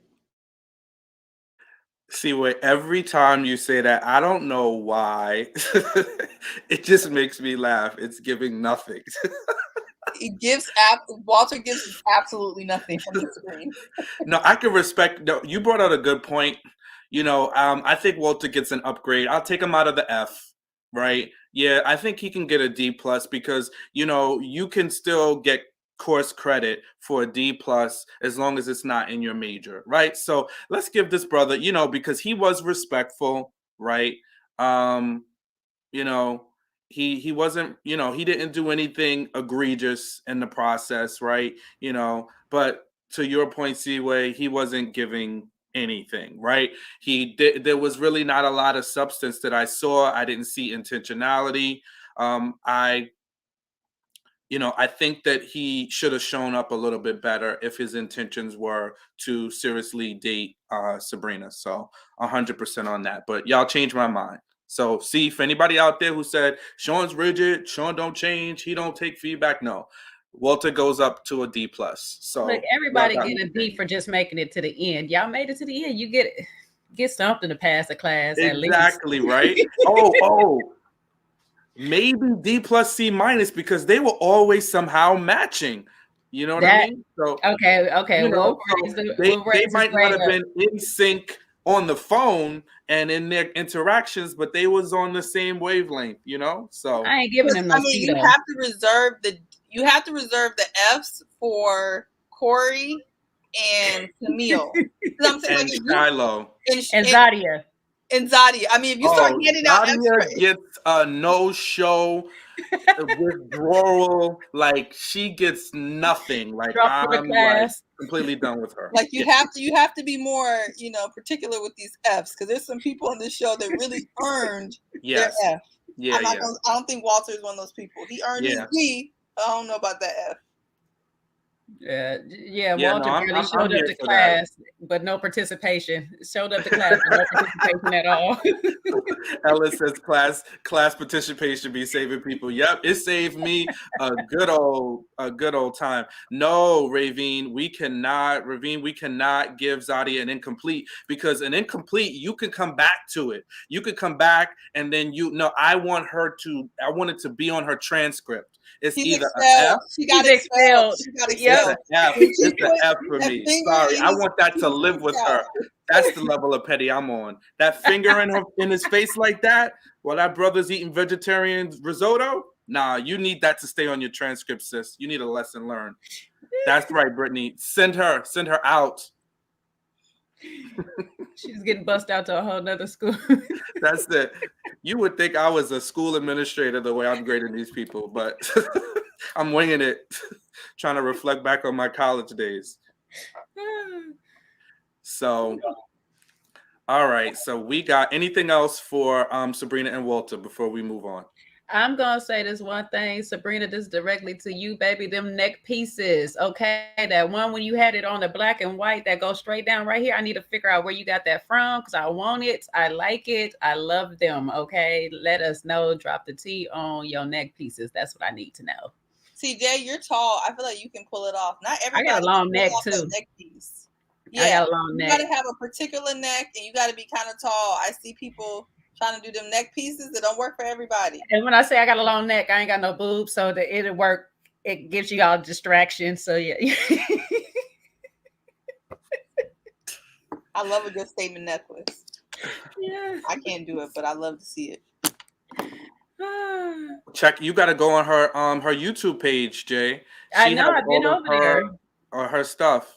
I'm trying to find neck pieces, because sometimes them people be trying to keep them hidden on the low. I'm trying to figure out, if I got to fly to DC to go shopping, let me know. I'll be there. I'll stop by, Sean. I'll stop by. That's it. Or go to her website.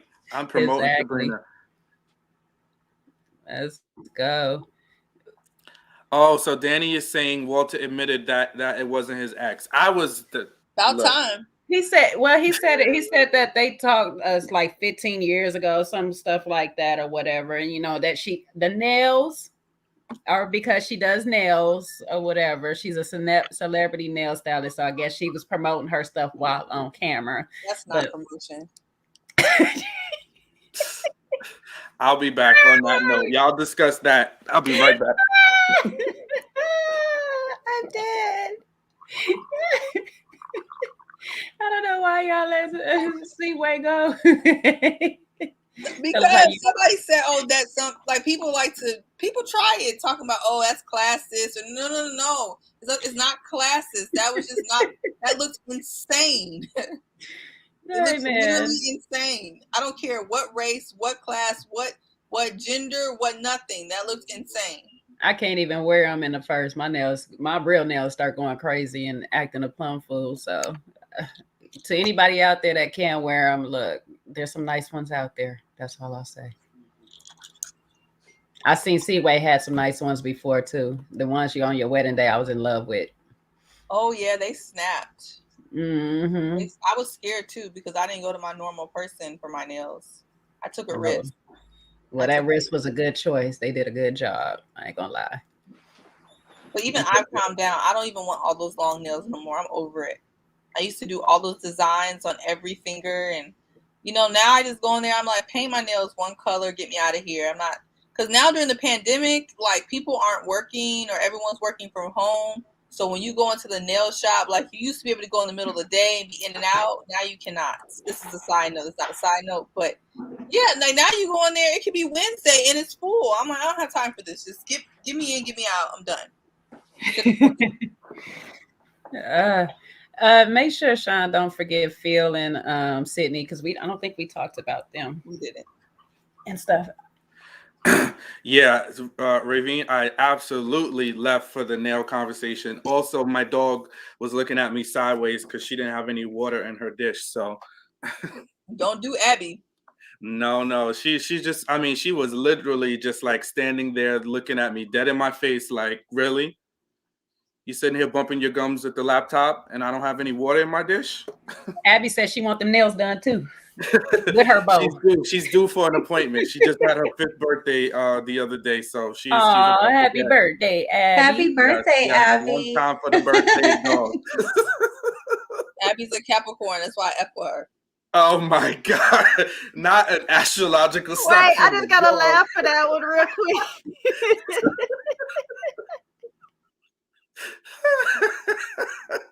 Oh my God, Seaway, I can't, I love it. So yes, thanks for the reminder, Jay. We're gonna do Phil and we'll do Phil and Sydney next, right? So definitely thinking about Phil and Sydney. They seem like, again, they seem like a good match, right? But I don't know. But I would say Sydney, if she don't get an A, she gets an A-, right? Because one, I love the way when she got the information about what transpired with Shiloh. She went and immediately, went to Shiloh, say, can I, if you mind if we have a conversation?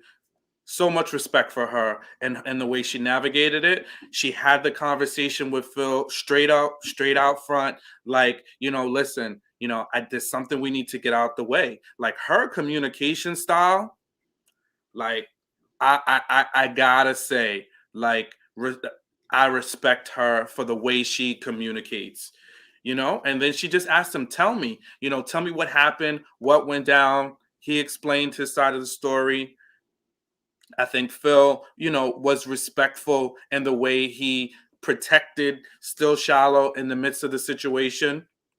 And I like that, right? So, Phil, he's, I want to say probably like a B+, for his understanding of the assignment.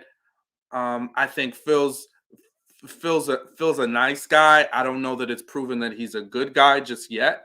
We need to see, more from him, more from how he navigates the dating process. I think I've seen, him respect the ladies. The ladies really like him. He is open. He listens. So I think, those are all things that clearly are good. Would make him a good mate, right? For the ladies. So, but I just don't know enough. And I gotta say, the reason why he's not up there in the A's is because, as much as I disagree with the way Shiloh handled that situation, and I do not like how she handled it, how she put everything out there for it to be a conversation when it really should have been something that took place off behind the cameras. It should have been handled behind the cameras, however she felt. So I don't like how that whole thing played out. However, I would say, again, my opinion, his judgment for even embarking on that conversation with her at the midnight hour, 3, 4, 5 o'clock in the morning, after a few drinks, knowing what you knew about how you felt about her, I think it was poor timing. And that, for me, says that there's still some growth. Hey, listen, we all have opportunities and things that we need to do better. I definitely think that was his. Now, Who is that? Somebody in the comments says Sydney, I can do no wrong. No, she can, and you just wait. I got some feedback for Sydney. Okay, and that's why I say she's between an A and an A minus for me. All right. So again, Sydney is a beautiful woman. There's no doubt about that. I think she's smart. I think she, is definitely, I would say intentional and about the choices that she makes in the dating process. Where her judgment isn't the best is in her choices of clothing. Listen, I'm not trying to police Black women, but I'm telling you, my mama's a Black woman. And if Sydney would have shown up to them dinners to meet my family in them little piece of dresses, my mother would have been side-eyeing me. Like, bro, what are you doing? Like, is this something you're just having a fun time with? Because she wouldn't be able to get past the lack of clothing. So I think Sydney, we love you. If you're watching, you hear this, no disrespect, but we see the body. The body is beautiful. It's beautiful, right? You on the beach, you going out, you at the club, or you doing whatever you're doing, show it. That's it. That's the money maker, right? But you meeting parents, you meeting family members, you don't know their views and how they're going to receive you.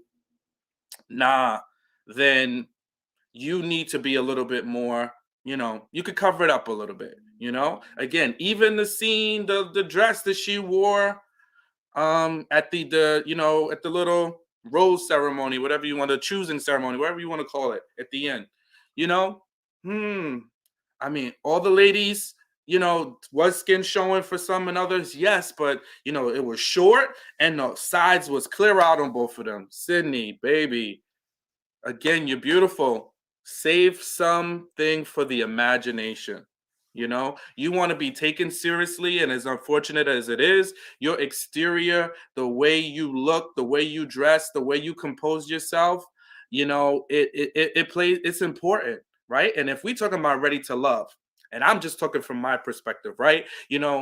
I move in different circles, not trying to say anything, whatever, right? I know y'all be calling me bougie, especially Tasia, but I can't be bringing a woman that is you got holes in here and this is all exposed, or we running around something and I run into somebody, I'm gonna feel some type of way, So I'm just saying, for me, my little humble opinion, this time and place, time and season. We going on vacation, we going out the country, or we going, to a beach, hot, summery environment. I'm all for it. You meeting my mama, you meeting my family. I need you to taper it back, but I would have that conversation. I would have the conversation. I would hope that wouldn't even be something we would have to talk about. But if it was the case, I'm definitely gonna have to say, yeah, baby, you're gonna have to pick something else. Yeah. Love you, but that's it's not gonna fly with mama. Mama is you ain't gonna get past go. I'm sorry, it is what it is. So that's my little 2 cents, my lot of sense. Chris, I'm gonna go ahead and pass it to you. You tell us what you think. Well, Shiloh, oh my goodness, Sydney and Phil. Why am I thinking about Shiloh right now? But maybe because I think you said her name. But yes. So Sydney and Phil. I think it's cute. And I want to be wrong, but I don't know if they have like long lasting effect or long lasting power to like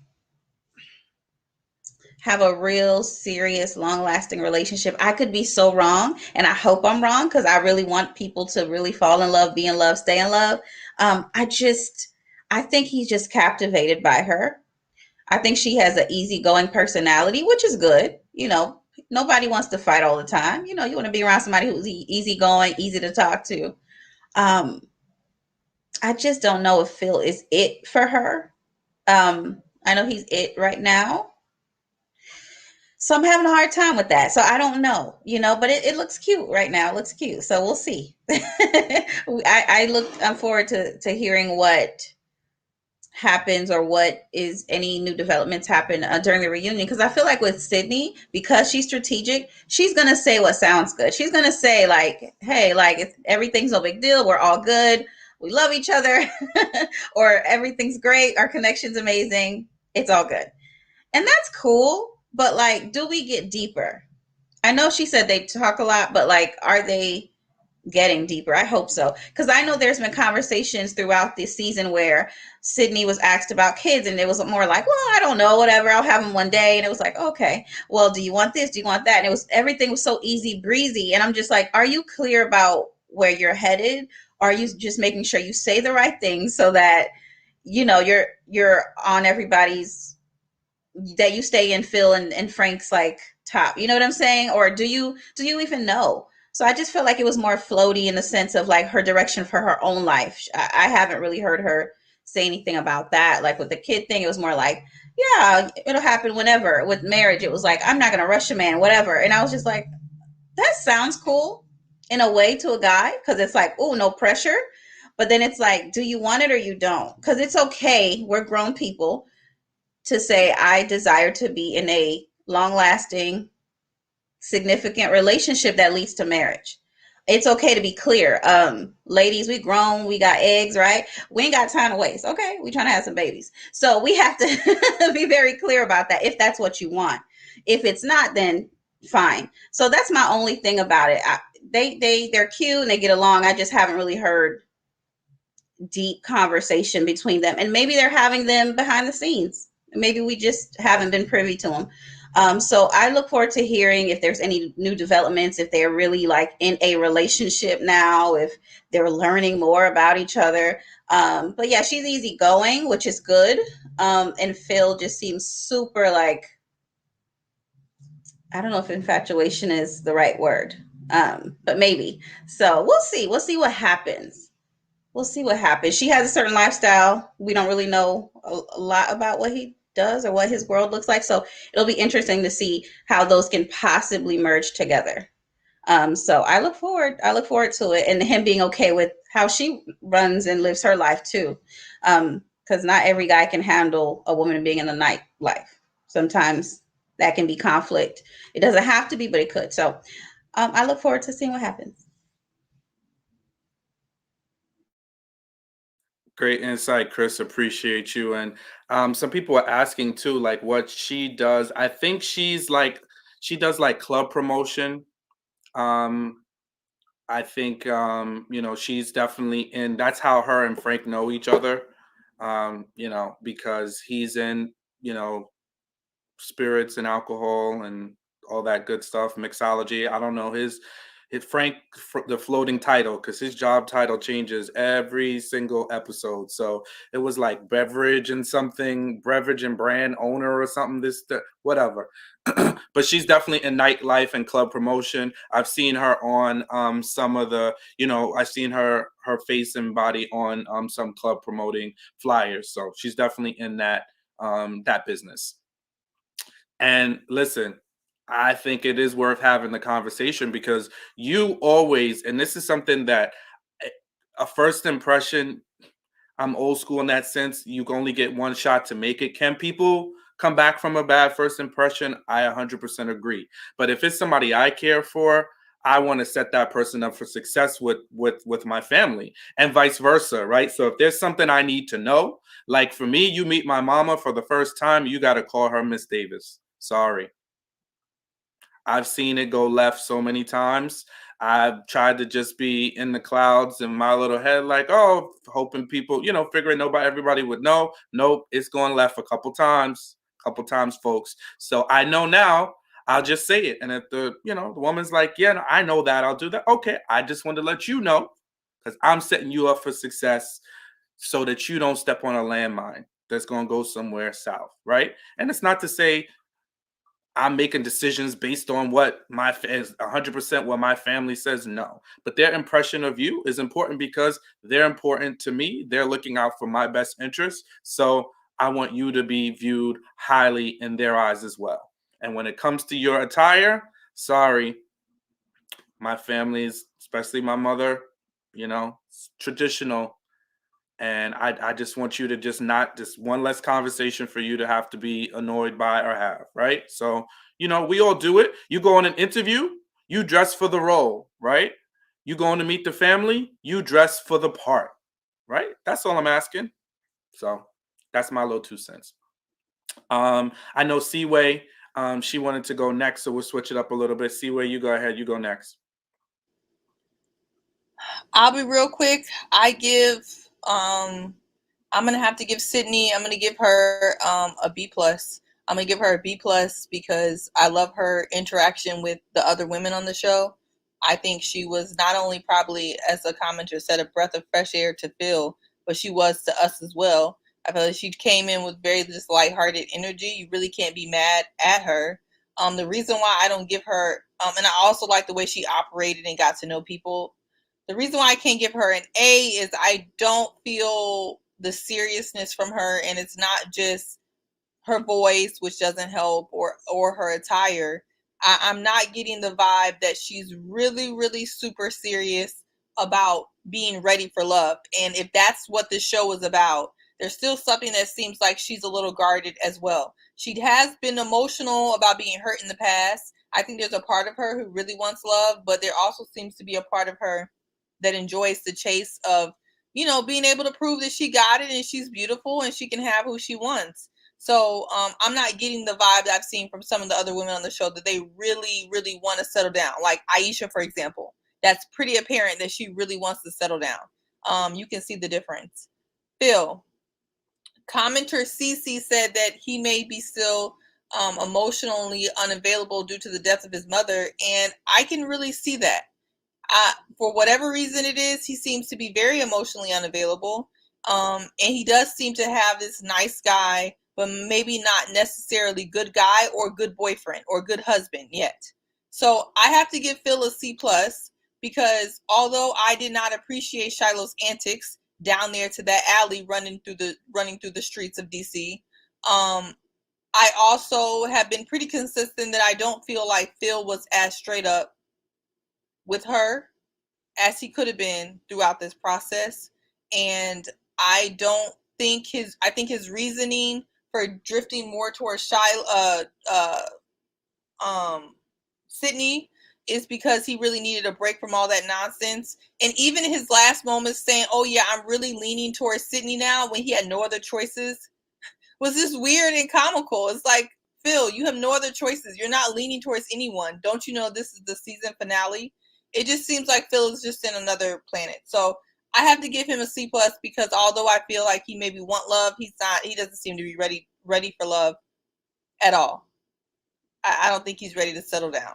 And I'm not sure how this Sydney and Phil thing is going to work. But again, I wish them the best. That's how you're going to end on every couple? Gotta wish them the best. Love is hard.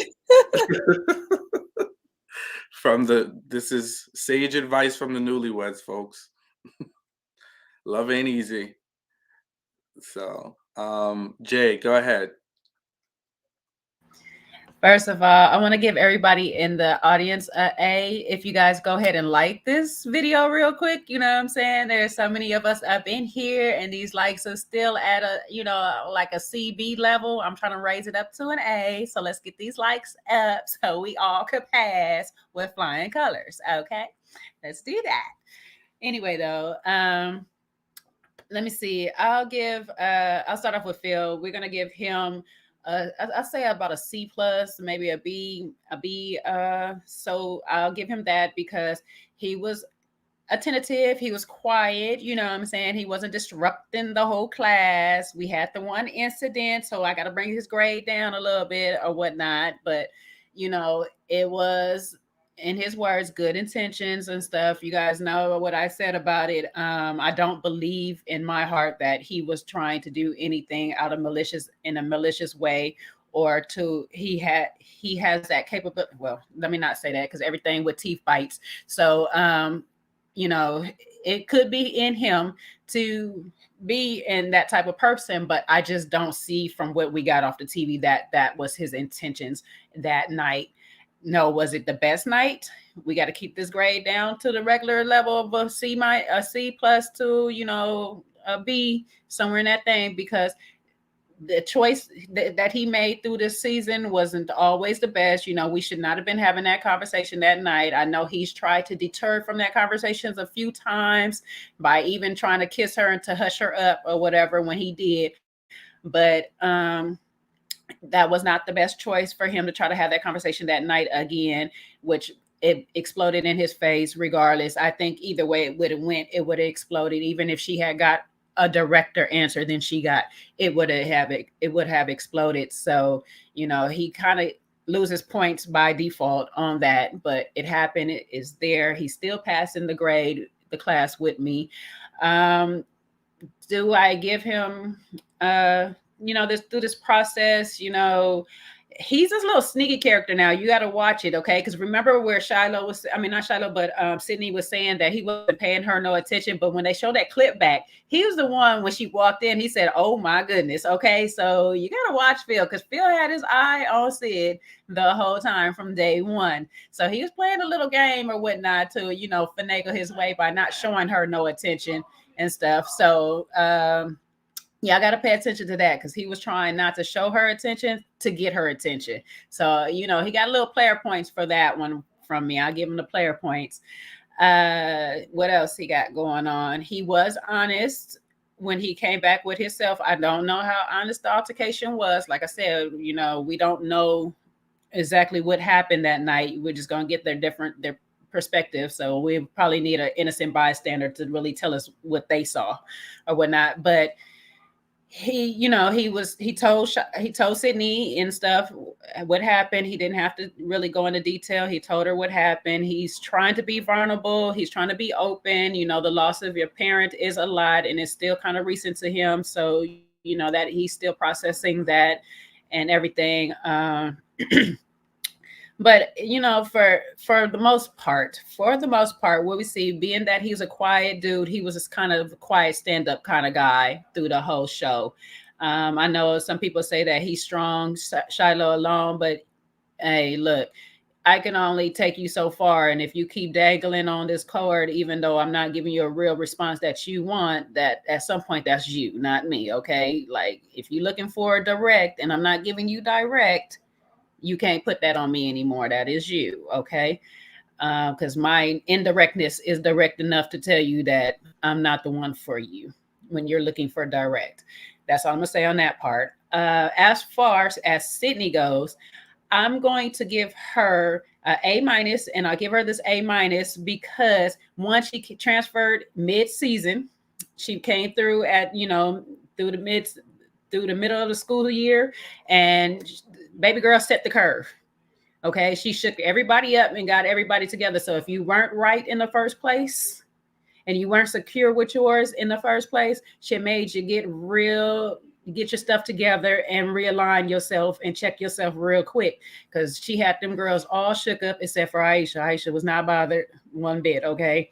But for the most part, a lot of them ladies was shook when they came down to her, worried about their connections with whoever they had.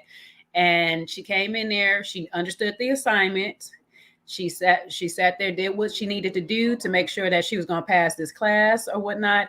And baby girl set the bar for the rest of them. I like the fact that she wasn't in there trying to be catty, that she was willing to listen to everybody's side when it came to the Phil and the Shiloh's situation and stuff. And, she was really like open and like, true to herself as far as certain things goes. But as a whole, was she really true? Because I watched a couple of her lives. There's certain things that she really do like about men and stuff. And unfortunately, none of those men really had the characteristics of a man that she actually goes for. So, she came in, she played the game like it was supposed to be played. She made it to the end. She made a good choice. I'm with Sean on the clothing of choices and stuff like that. Like, a couple of little scantily clad outfits here and there. It is summertime, it's hot or whatnot here and there. But I'm like, girl, you ain't got not one long maxi, you know what I'm saying? Because a good maxi dress, you on a nice body, you know how they like that summertime dress. You know how the men love their dresses, you know. I'm not gonna tell you the reasons why, but you know what I'm saying? I'm just saying a good long maxi goes a long way. You know what I'm saying? Can I get something for over the knees? I mean, just one time. That's all, since a little cat suit or something. Jeez. I was like, but you did your thing. You might got a little contract with Fashion Nova. I don't know, so you guys might want to go over to her page. She might have a discount code for you guys or whatnot. I don't know, but her job is to promote clubs. So she wears her club attire 98% of the time, I guess. I don't know, so I'm not going to totally fault her on that because, I like to dress how I dress. Everybody got their own personal way and style or whatnot. But, maybe we need to go long maxis dress shopping or something because I can get you right on one of those. Those are my things, girl. I can't. Call me. I got you. I love me a good long flowing dress. Okay. But outside of that, you did your thing, girl. Congratulations to you both. We'll see in the reunion because I think that question about are y'all, like what was it that she said? Are you guys committed? Was it committed or I don't forgot what it was, but he got caught off guard for real. He didn't know his name was about to be called in that one. So apparently they seem to be, at least during the reunion, seem to still be together. But are they in a committed relationship? Yeah, I don't know. Are they going to be serious? And like Chris says, are they going to be there for the long haul? I don't know. She says he's chatty and he tends to open up for her. She tends to be his light that he's looking for on his down days. And I understand that that's a lot needed, especially because he lost his mom. So I'm pretty sure he has days that he's depressed and he's going through some things. So somebody to be there to uplift you is always a great thing in those moments. So maybe they can work. If not, they can probably develop a nice, beautiful friendship to continue to call each other upon each other when they need it. So I'll at least vote for a great friendship that comes out of this at the end. So we'll see. I don't know.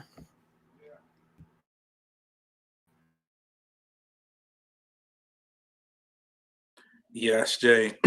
I'm with you. And I'm with you on the maxi dress too. Yeah. And when they kind of walk away, that's when you get the best effect of the maxi dress. I'm gonna just leave it there. I'm gonna leave it there because my mama watch sometimes. My mama be watching. I forget sometimes. She'd be like, "Oh, I saw you live the other day." I'm like, "Oh, did you watch the whole thing?" Or she's like, "Oh, I got to the first 20 minutes." I'm like, "Oh, okay. Thank you, Mom. Appreciate your support. Like, share, subscribe." She was like, "Oh, I told your aunt too. I told her to subscribe." I'm like, "Oh, okay. All right. Thank you." Shout out to my mom. I love you. But just keeps me in check. Mama keep me in check. So so absolutely. Again, I'm a fan of Sydney's, right? So, if this gets around, I don't want anybody to get it misconstrued. That's just my little feedback, right? Listen, that's my little thing. She could do with it what she wants. It's like $2, well, now it's like, what was it? What's the Subway? $3, whatever it is. It's a little piece of my opinion. Take it or leave it. All right. But at the end of the day, I feel like could they work? I don't know. Could they work? Sure. Will they work? Is where I really think. Yeah, I'm not really sure. The verdict is out. And that little jokey joke, let's see where it goes. Where he was getting asked questions, right? And he was kind of being coy about it in the normal way that we used to see Phil being coy and kind of ducking and dodging. Like, who, me? Yeah, you, bro. This the reunion. Everybody wants to know where you are. Is that a surprise? No. So let's see where they are. Let's see where they land. They could go far, or they could just stay right where they are today. So I think they do have good potential. I think he likes the way she makes him feel, which I think is really important. I know sometimes we get all caught up in this. Oh, as a man, I want peace. Well, this is an example of what that looks like. If I were to think about how things play out, like she's easy. to talk to. You know, if it's a challenging conversation, she's going to navigate it the right way. You get the benefit of the doubt with her based on how you've treated her, right? You know, all those things. And I think she gets the same energy from him. So I think, you know, she likes that he listens. She likes that he seems like, you know, he's a respectable kind of guy. So I think that's what makes them, on the surface, a good match. Now, will all those things carry out into a relationship? Who knows? You know, who knows? And I'm not quite sure. And I'm squinting a little like, maybe, maybe not. It's like 50-50.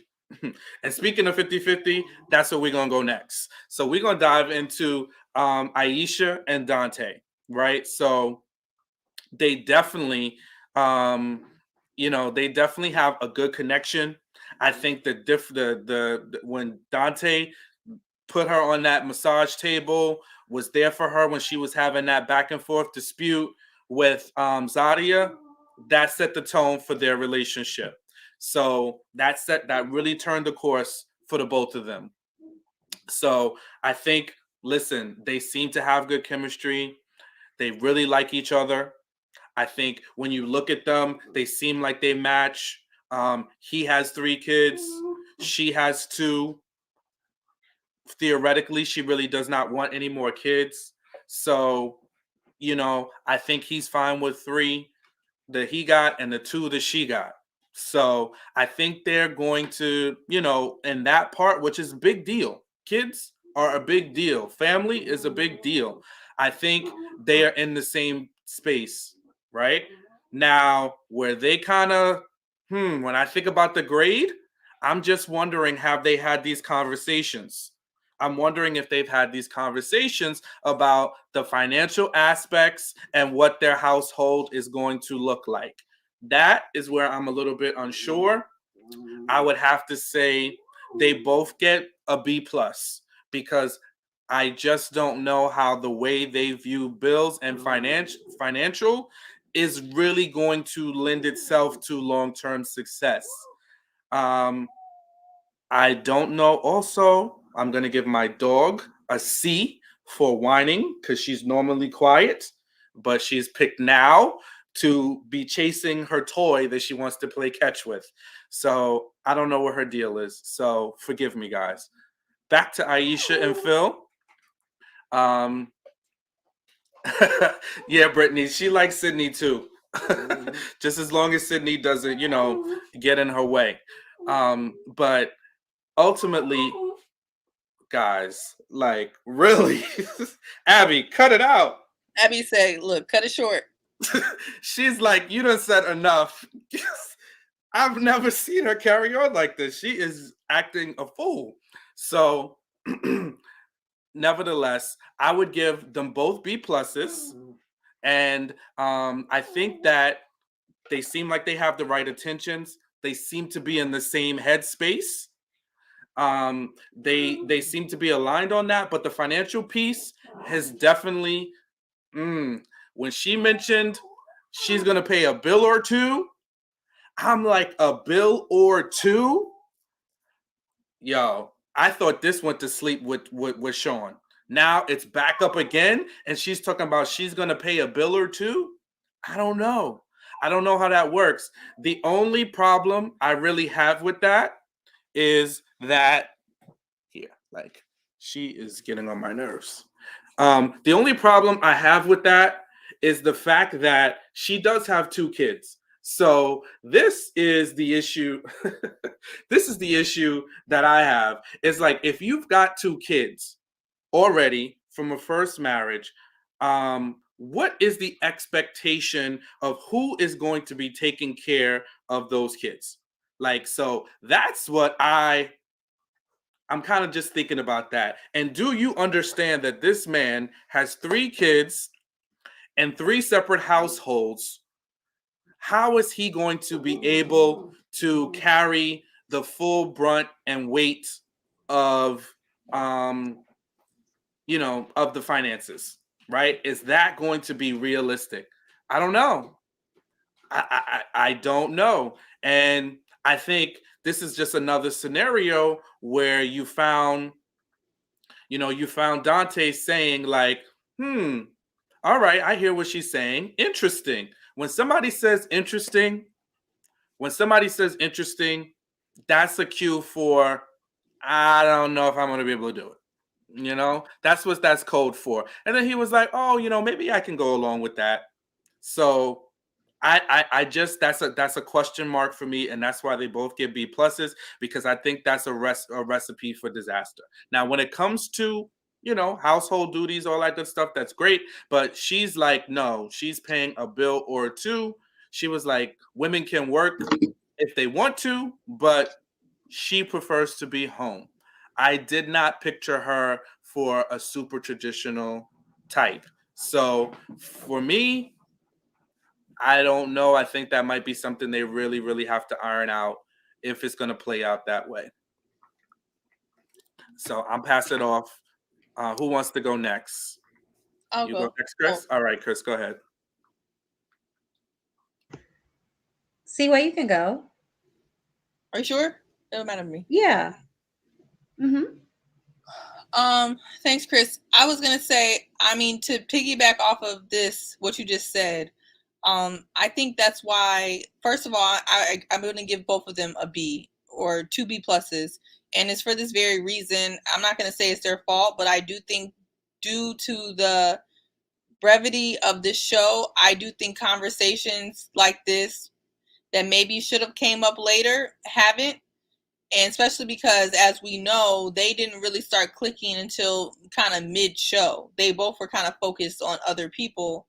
I think they haven't got to some of the serious conversations, clearly, that the first time something like finances is coming up with family members. That's not great. So for that, I'm going to give them a B plus and not an A, because that's an important conversation when you have kids. But I think, most women in this chat, we want providers, but I do think it gets really confusing when you have kids of your own and he has kids where money has to go to 3 separate households. I think that conversation of I want a provider in 2022, where most households realistically need 2 incomes, if we're really just being honest, kind of is not a realistic conversation, especially when you're bringing kids of your own. So like Sean said, I think that this is something that they can work through. I don't think this is it's going to be a deal breaker, because Aisha is a business owner herself, which I think, like Sean, like you said, it kind of confused me that she was pushing this head of household thing when I know she's a very independent business owner herself. Not saying that you can't want a man to be a head of household and you're independent, but the way she was talking about it as if she was going to be staying home and working staying at home and not working doesn't seem to match what we know about her. So what I would say is, I do think they can work it out. I like them together. I like Dante's seriousness about her. I like his intentions for her. And I love her consistency and transparency and clarity back to him. I think this financial situation can be worked out. I do think Dante's hesitation, he should hesitate, because he has 3 separate households that his income is going out to. And that this is just something that you have to take into consideration when you're dating someone who has multiple kids. Again, not a hard deal breaker for some, but you have to be realistic. If you like this man, you can't be like, he has to be very rich to be able to take care of 3 separate households and then your 2 kids. That's a lot of kids. And it's just not realistic. But I think they'll figure it out, because they both seem like reasonable people. So B pluses for them, and I wish them the best. Sincerely, I think they'll be great. They seem really cute. What is this energy, Seaway? I want whatever you took. Is it the Peloton? Is it the juicing cleanse diet? The fasting? What's going on here? Because this is if you guys want a Peloton / intermittent fasting journey that I'm going through, I'm happy to share. It's life-changing. But really, it's not none of that right now. It's this Dunkin' coffee that I got that I forgot. I didn't have my Dunkin' this morning, and I was dozing, and I'm like, why am I sleepy? And Mark just made me some of the Dunkin' in the machine I got for Christmas. So I'm up now. So Oh, that's it's probably what up it and is. it's stuck, huh? I Yeah, I'm love it. up and stuck. I'm awake now. 100%. Now, what you giving out? You Oprah now? You giving out? You get a Peloton, and you get a Peloton, and you get a Peloton. Look, You that got it like Peloton that? is thanks to you. Look, don't get me started. You the plug, not me. You get Now, see, Peloton. wait, I'm gonna be getting $1 million. How do I get the discount? How do I get the discount? Peloton? You got to subscribe. We got to get to 1,000 first before I start handing out the Peloton discount code. Look, I donate my billable hours to your channel, and you give me a Peloton. That's how Not the billable hours. it's a billable. I love it.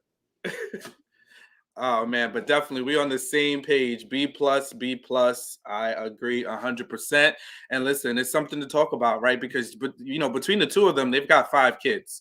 So again, I know she's a business owner. I know she has her own salon. I didn't hear her saying she's going to retire, but she did say she would rather be at home cooking in lingerie and just kind of, letting the man go out and do his thing, and she can rest in her feminine energy. These are her words. That's literally almost a direct quote, right? So I just want to, put it out there. So again, it's definitely something these guys got to get covered. They have to get the conversation nailed down, and they have to figure out financially. That is a spreadsheet budget conversation. We need Jose's whiteboard from Married at First Sight. We got to carry the 1 to cover the 2. Yeah, that's a lot. That's a lot. Again, beautiful girl. The beautiful woman. I think they make a very attractive couple, the both of them. I like Aisha's thought process. I think she is straight, no chaser. I love the New York in her. The New York in me loves the New York in her. So all great things. I'm going to take Seaway's lead. I wish them the best. Now, Chris, give it to us. What you thinking? I absolutely love Aisha. I love her personality. I think she has body yaddy yaddy. Okay. But also too, like just her outlook. I think when she came on this season, she really came on being clear about, I want to really connect with someone in a deep way and have a really serious, special relationship. And we've seen her be open to the dates and everything else. I think that massage table did it though. But in those silky pajamas, I was like, okay, I see y'all. Okay. I had to like cover my eyes a little bit. I was like, what is going on? But no, I like them together. Clearly there is chemistry. They are feeling each other. And I think that that's special. You want to make sure that you're connecting with somebody and that you want to be around them. You know what I mean? So like, that's awesome. So I love the energy. I absolutely love that Aisha wants to rest in her feminine energy. I think there's nothing wrong with it. I share those same feelings. And so I think that that's okay. I don't think she has to stop working. If she owns her salon, that might just mean she wants to be behind the chair less. Because I have some friends who own salons where they have to also be a stylist and be there so many hours. But if they don't have to be there so much and they just get to manage the other stylists that are there, right, and all of the other stuff, then they could still do their thing. So that might be what she meant in terms of being home more. Like, I don't have to be behind the chair so much, right? I can manage and not have to really do so much, take so many appointments. That could be what she means. Also, I did not like how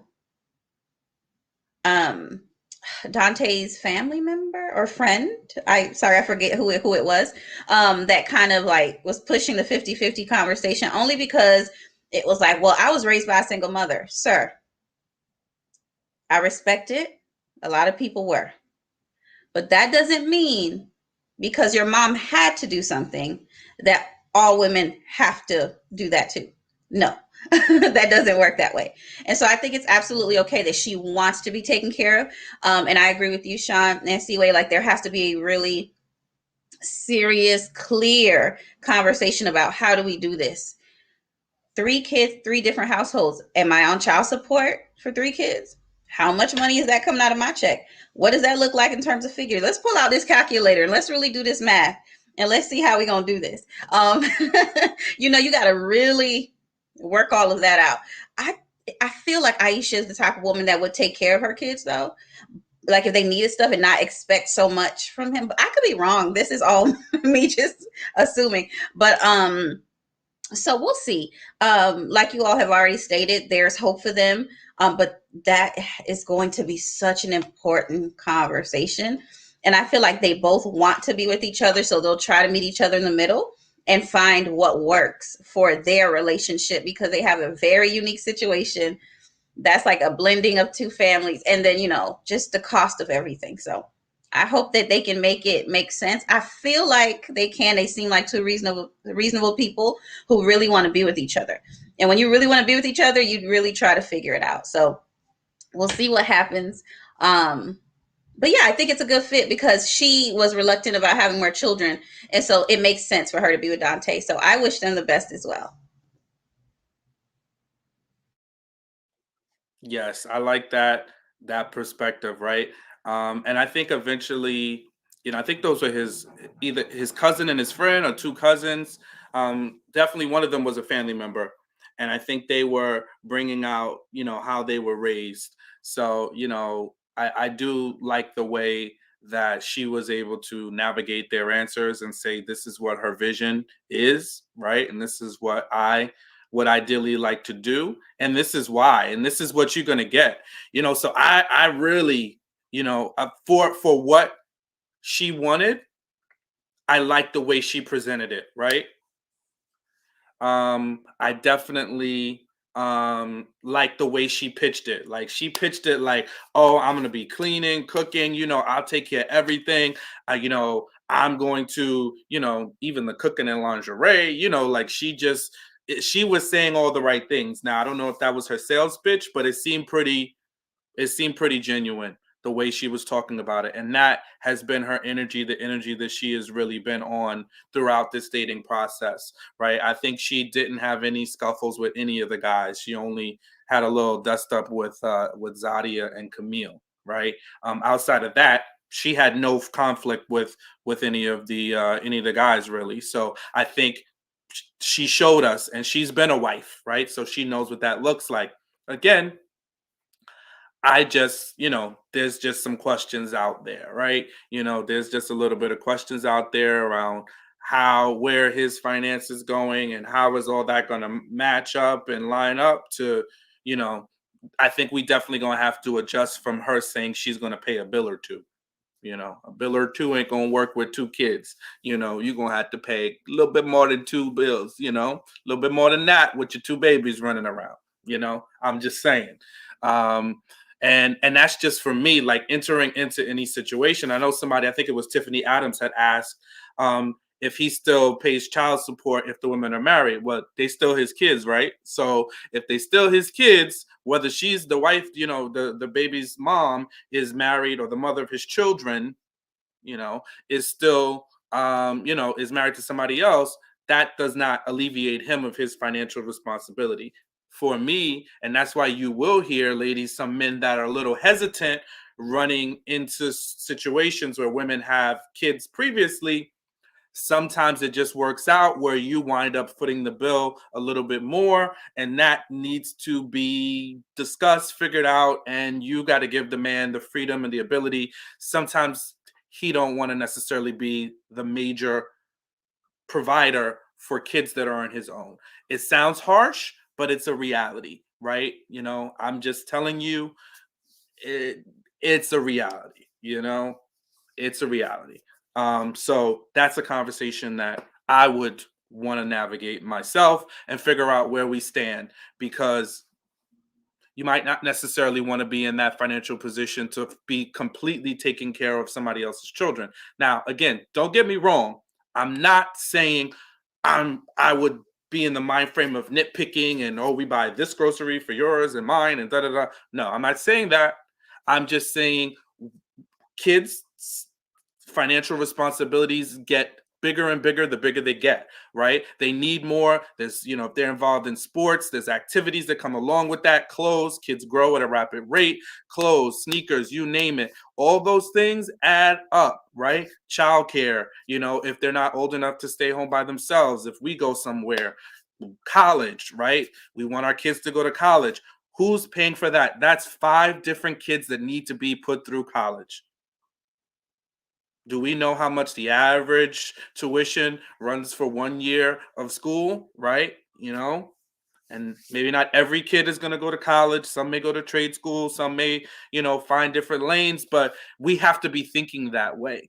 So these are important conversations that couples need to have. And sometimes when we don't have them, you get discord later down the line when we don't have the conversation and we're not on the same page. So that's just my little 2 cents.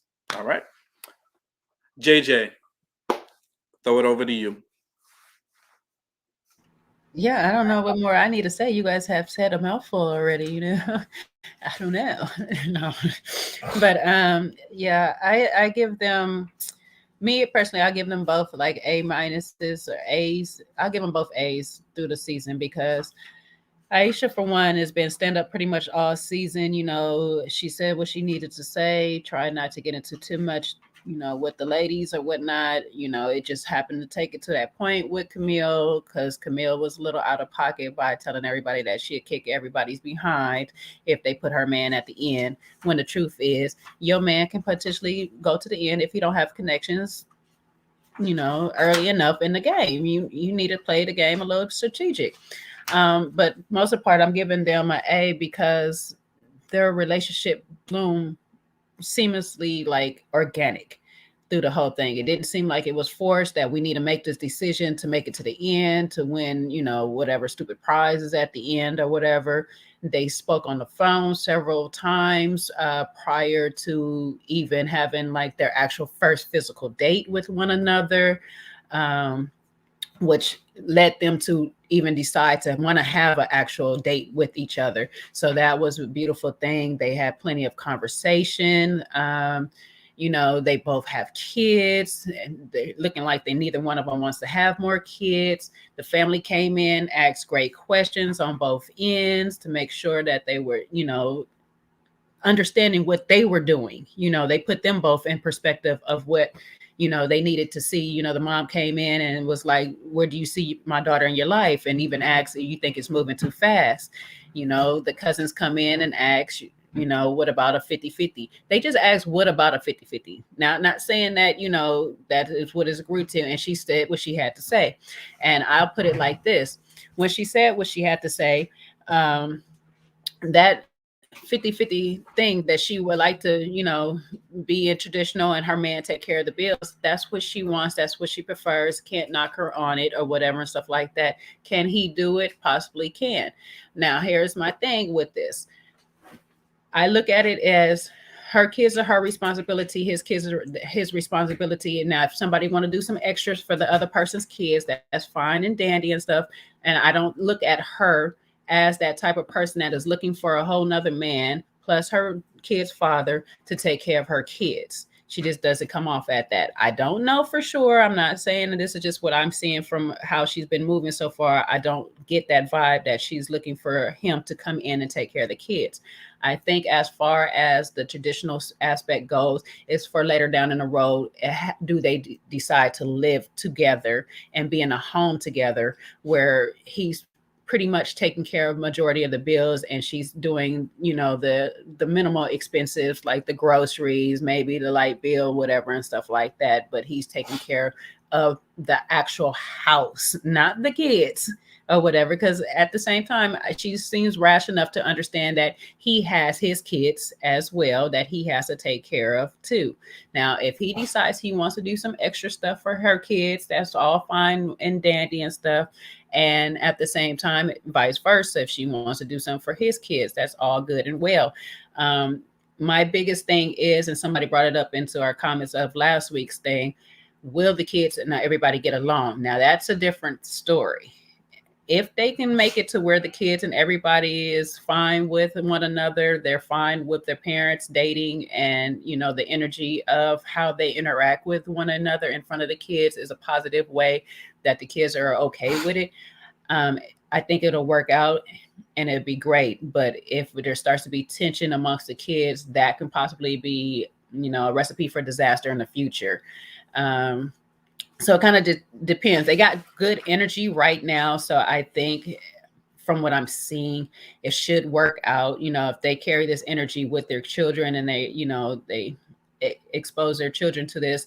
This is like her true first relationship. If you really heard her, it's been 3 years since her divorce, and she hasn't really dated anybody. She's been having her time to herself. So this will be a new thing for her children. I don't know if she has boy or girl, whatever, but her children, this would be a new experience for them to meet somebody new other than their daddy.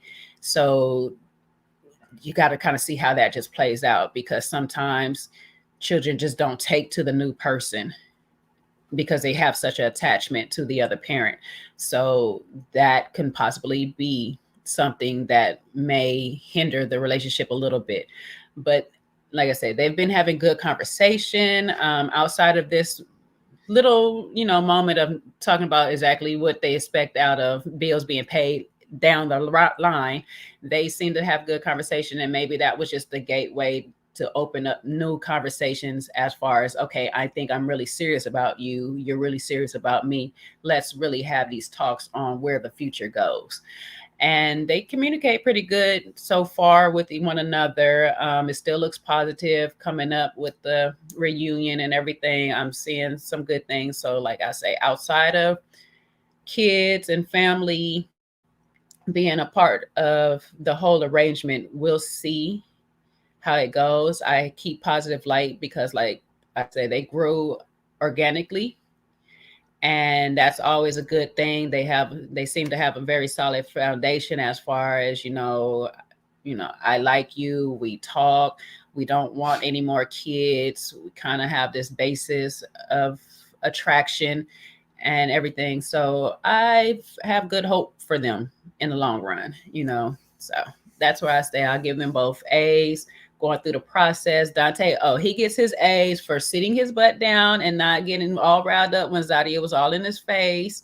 He hasn't had many complaints by any of the ladies saying that he wasn't straight up with them or whatnot. Zadia was in her feelings, so that's the reason why she'll probably say he wasn't straight up with her, but he clearly told her, what was going on. If she had asked prior to that, I don't know. I doubt she did, because she didn't seem like she cared anyway. And we seen Aisha pretty much be as straight up as she can or whatnot with everybody. And if the situations just died off, it didn't seem like anybody was too bothered by the fact that, we fizzled out at any point. I mean, it was to the point that the men was still even at her side when she got into it with Camille, and Phil was still trying to, talk to her from time to time and all this. So I don't know. We'll see. And then, my biggest thing too sometimes is I like to see a person when when they're at that peak, like that attitude, to see what I can deal with. And I haven't really seen Data hit no levels or whatever. So that might be a new experience if either one of them push the other one's buttons that far. So we'll see how they deal with that part though. But outside of that, I think they're a good couple, and we'll see what happens. So they get your top grades, huh? A and A. All right. Yeah, they did. I mean, they did like exceptionally well through this whole process. They dated around, they talked to other people, and they just happened to have an organic chemistry. And then we haven't seen that. To be honest, we haven't seen that for some seasons now. It just seems like for the most part, other people has been forcing it on them or whatever, or give me a decision. You need to tell me if I'm your top or not. We get that a lot. And this one kind of just flowed into them choosing each other. Granted, some people fizzled their way out and some people, pointed their way out. But, either way it go, it worked out for the best for them. Absolutely. Yeah, no, I think they definitely have a good shot. They seem to be happy together with each other. And as much as we can see from TV, I think their connection is genuine. So I like that.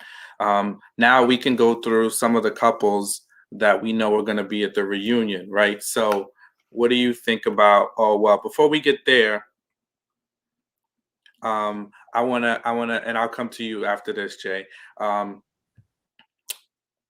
people were asking in the comments about the way Sydney's mom asked him about a savings account. Um, so do y'all think that was, what do y'all think about her mother doing that?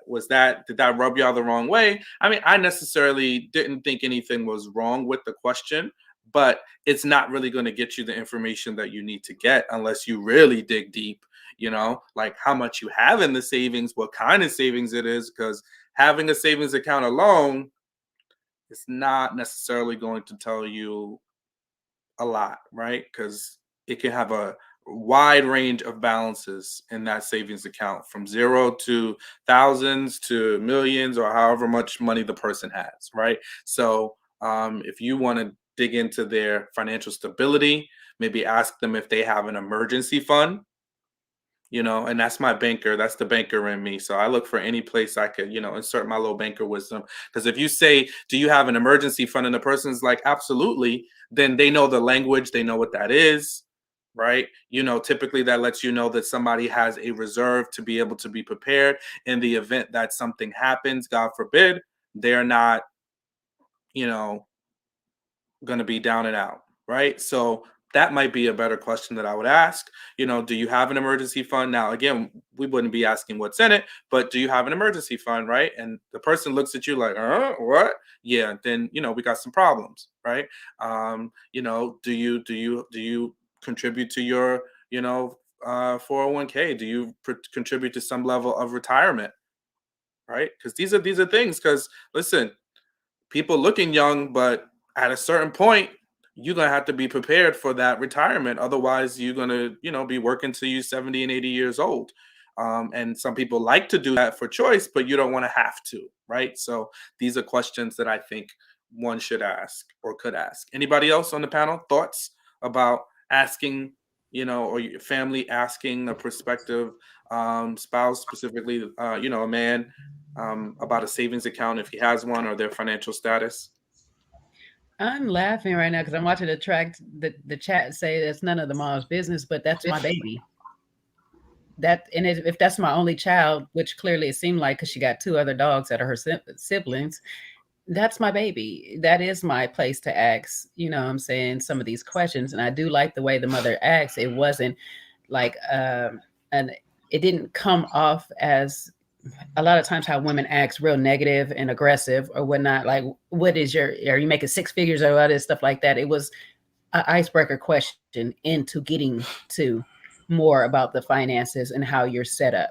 It was, do you have a savings? Do you even have a bank account? You know what I'm saying? Some of these things is kind of the things that you do want to know. Like some people don't have these things in their old age. So it's something that needs to happen. If that's my child, I need to know that's my child. Now, other family members, maybe that's not their place. But as my child or whatever and stuff like that, I need to know if you are responsible, financially responsible. Even if it was my son, I need to know how you're going to be trying to spend up his money and your money. You know what I'm saying? Like, I need to know if you're set. I don't care if that's a boy or a girl. That's my child. I need to know what's going on for my child's safety.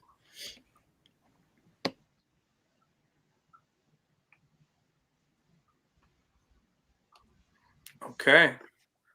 So we got a bunch of people thinking Mama was out of line. That Mama should have left that question for Sydney.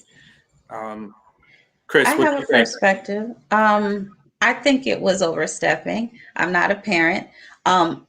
My thing is, like, if my mother asked somebody that I was introducing her to about his money, I would not like that. I would be like, Mom, you're overstepping. Now, in private, my mother can ask me about his money, because then we'll have a conversation.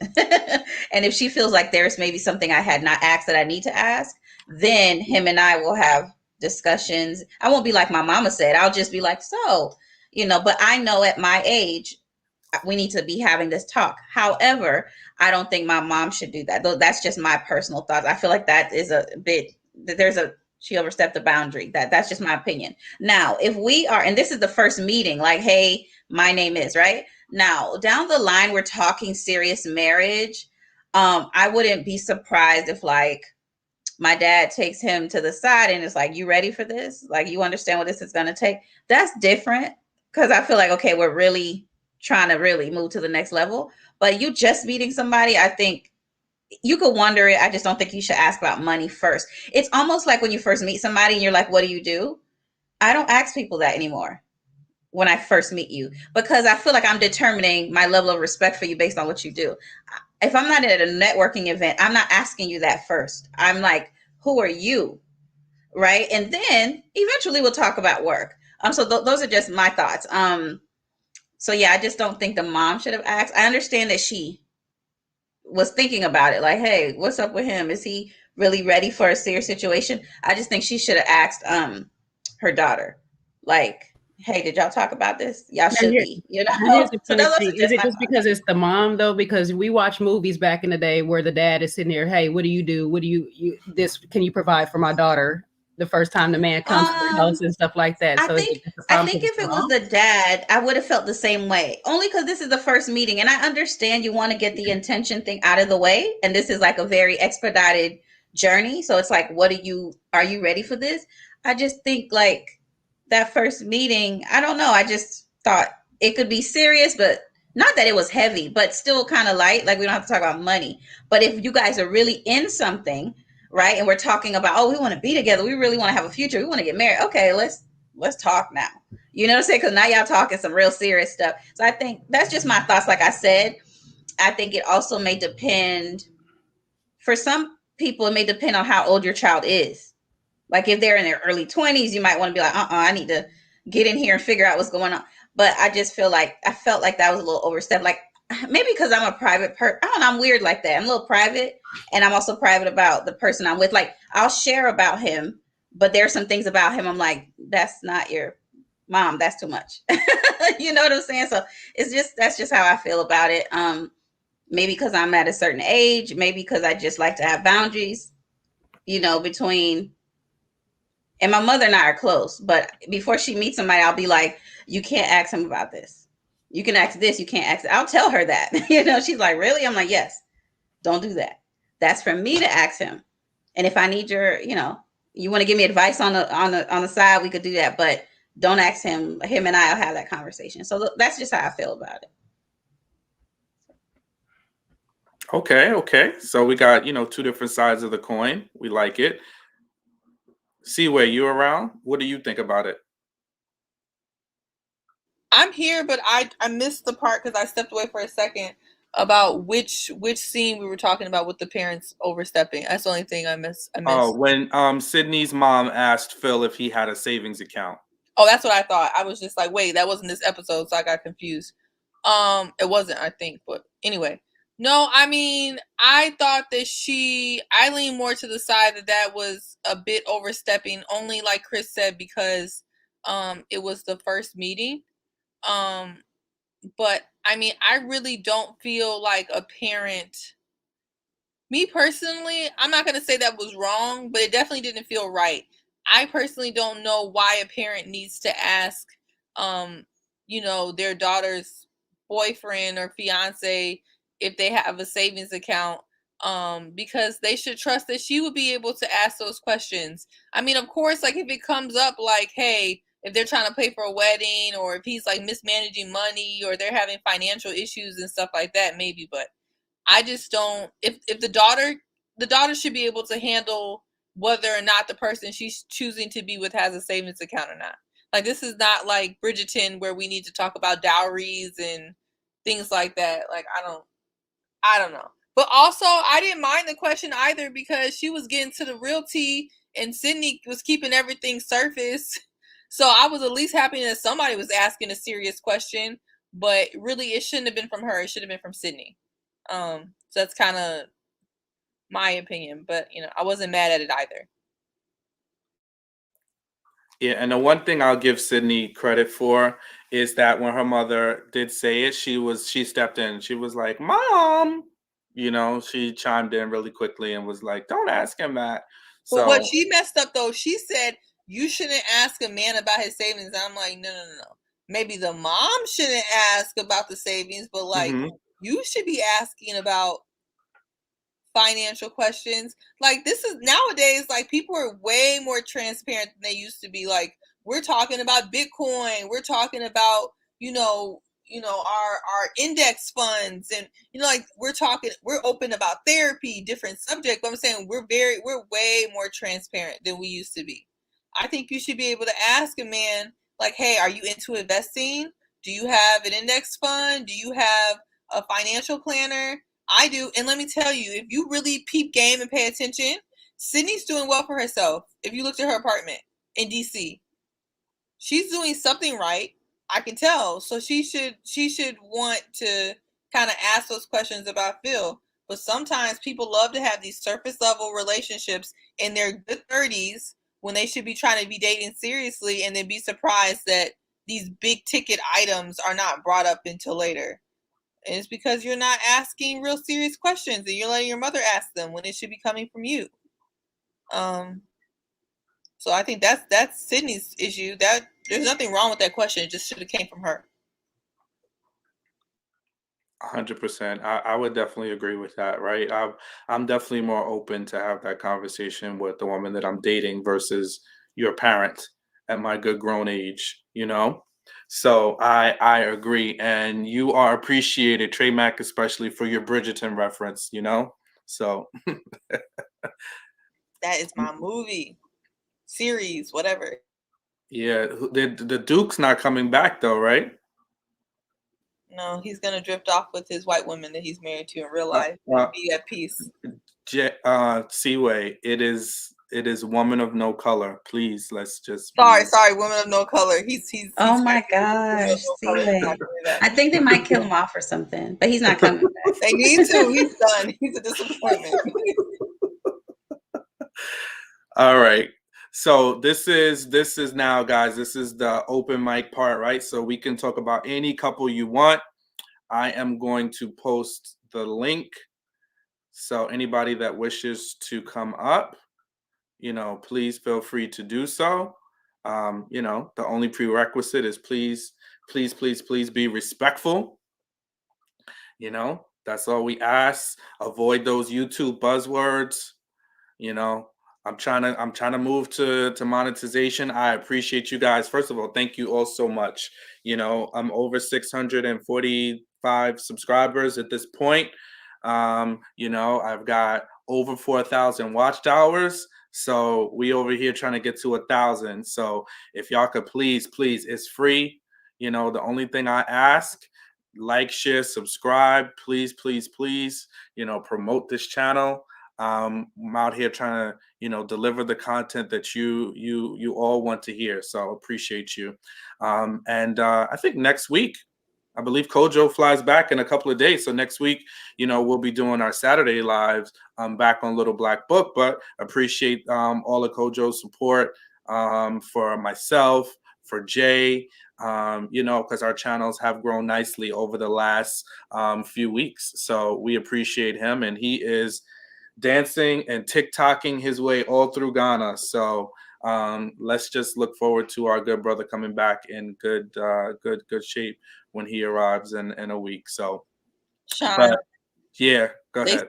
They said who says Future says who says Woman of No Color. I don't think they're ready.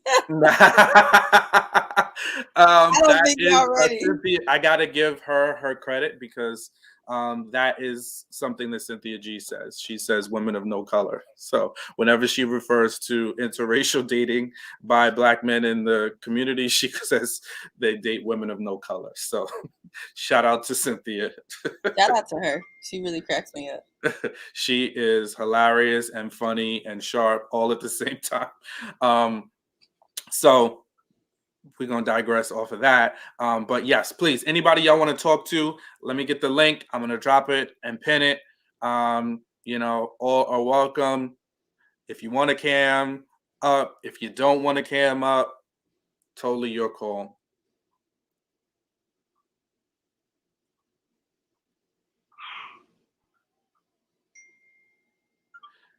And there it is. There is the link. Miss Creative, who was Shady Boots? What was rude? What did I do? Who did it?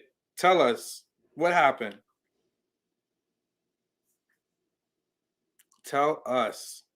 Hold on. I'm just going to. Who did it? Tell us. Huh?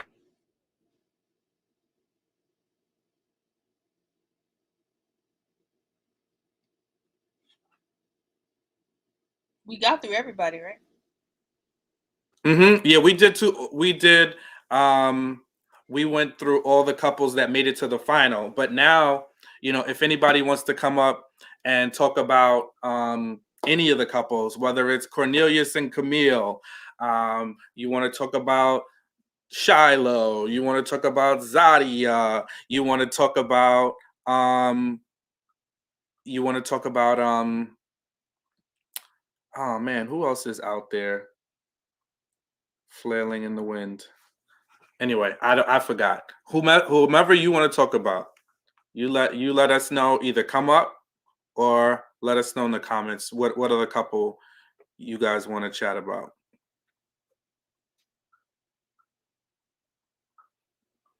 Did I miss something, Jay?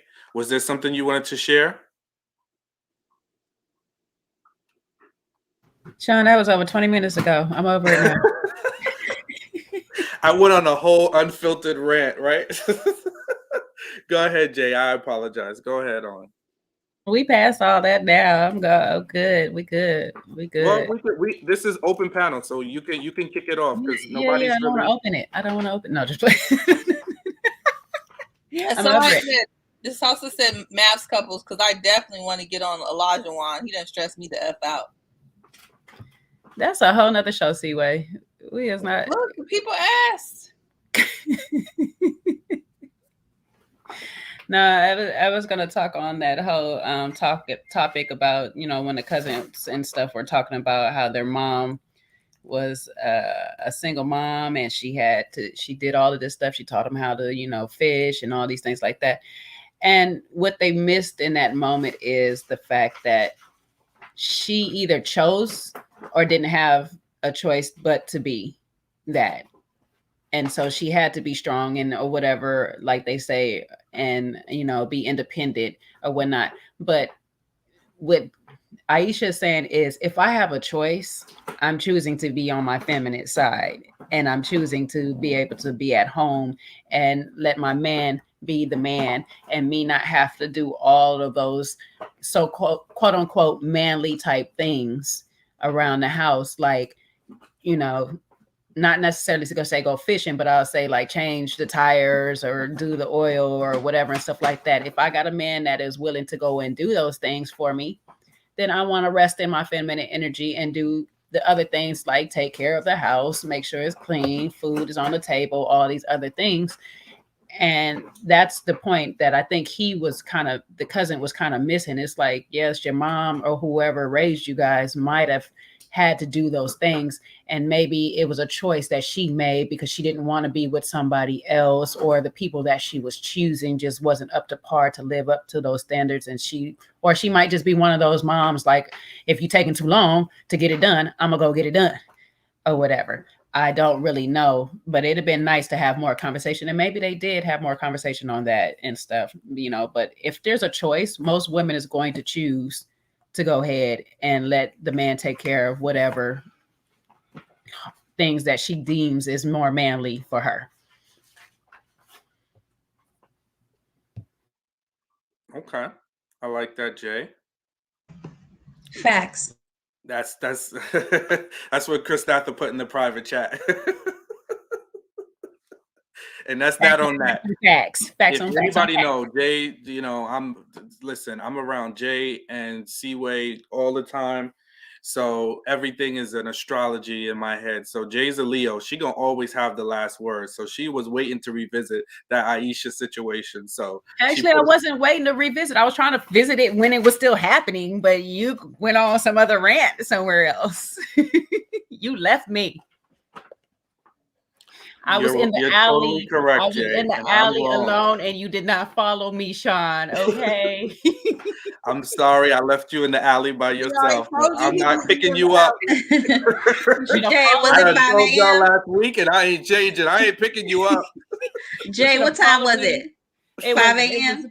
It was about 4:30, and it's somewhere in this live about, and he did not follow me. Okay, and I asked him, do not stop this conversation. He stopped it, and he did not follow me or whatever. And I'm mad, and it was raining, but he didn't hurt me physically. Okay, just remember that he did not hurt me physically, but emotionally, I was here. I abused you, and I apologize. I'll do better next time. I don't want to hear your apologies. I don't care. You're triggered. Oh my God. Can we get rid of buzzwords in 2022? Did anybody, and I'm going on a tangent, but I'll swing it right back to Ready to Love. But if anybody watched the Ladies Who List Atlanta, oh my God, they must have said triggered. You're triggered. You're triggered. You're triggered. I'm like, yo, come on.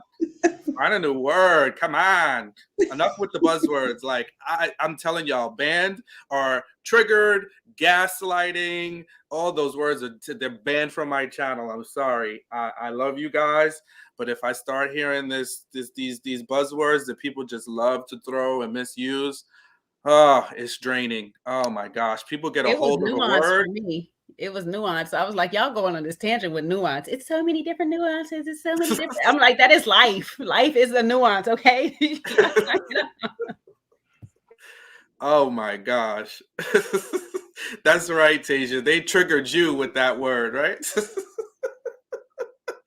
Oh gosh. That's right, Mimi. No Dusties. No Dusties. Oh no, Dusty's coming into 20. Look, listen, it ain't coming on my channel. Look, how you gonna check me from Chicago? It's here now. It's here already. You just said it. Let me tell you why it's here, because Married at First Sight decided to put another man right on out with no job. They put another man on TV living out of his car with no job. Did. But Dusty ain't in 2022. It has to. Well, we don't know the full story yet, so let's just wait it out. But absolutely, there could be a light dust storm kicking up. Let's see. Not the light dust storm. Might just need a little pledge and a nice little microfiber rag to wipe down. Put white gloves on. I get that, and I know that's a different show, but handle that before you come on this show, and you should not have been selected. People who don't have a job, like we're looking to start a family or looking to an apartment. Chris, what are we doing? What are they doing? There's no pay stubs nowhere. There's no direct deposits happening. He was laid off. I know, but then maybe marriage isn't for you right now. It's for you. It don't have to happen right now. Get it together. The panorama has shifted a lot of people's lives, so we got to give people grace. But while you are piecing things together and transitioning, right, you got to see what's priority right now. He needed that apartment they offered. That's the 8-week wiggle room, so he can find an apartment, and that's why. I don't know how sexy it is when there's no money coming in. And they did that with Matt. I thought Matt was a fluke. That's not sexy, Sean. It's really not. Well, don't put my name in it. No, just saying. I don't want you to think that we're like being tough on a guy just because it's not nothing sexy about it. Oh no, I'm not defending. I'm not defending him. I don't know. But we shall see. That was the full story. Period. Stop. Full stop. He's not working. He came on the show. We'll see. To find a wife with not a job or an apartment. So have we moved on from Ready to Love? Are y'all done? So I'm done. We done moved. I don't know. I just started inputting my thoughts. You know, once you start saying math, Seaway can unload a dictionary on us. So do we have one more season in DC? Is William? Or are they going straight to Miami? Oh no, it's Miami next. I think there was some confusion that there was going to be a second season in DC, but no, they're going to Miami next. They already they haven't shot it yet either. So fantastic. Miami's gonna be crazy, y'all. Oh, you know it. Yeah, that's my area. I know it's it's gonna be crazy. Yeah, Tommy will be back, CJ. I think they're doing like a lot of shows have been doing lately where they get somebody that's not so connected that also will ask the tough questions that people want to hear, you know? So that's why I don't think Tommy is the host of the reunion this year. You know, I think they tried to switch it up. My thoughts. I think after that Shiloh and Phil thing, he like, don't put me in this, please. He want to sit in the corner with his legs crossed and be clapped up, you know? So, no, I don't see them doing this show without him and his all his personality. I don't think so. Yeah, I don't think so. So, oh, Trey Mack, listen, y'all. Trey Mack says he's dusty. He's dusty as the Sahara Desert. So, I'll go with Trey Mack on this. You know, He does Even have that learning guy's potential. family, even that guy's family was like, how you gonna do this? What you gonna say? oh, you know what? Somebody asked us, which I think is good, right? Predictions, right? So predictions For who? for all the couples. We kind of sort of did predictions when we did if they understood the assignment, but maybe who do you think is going to last after the reunion, right? And we also didn't really talk about Camille and Cornelius.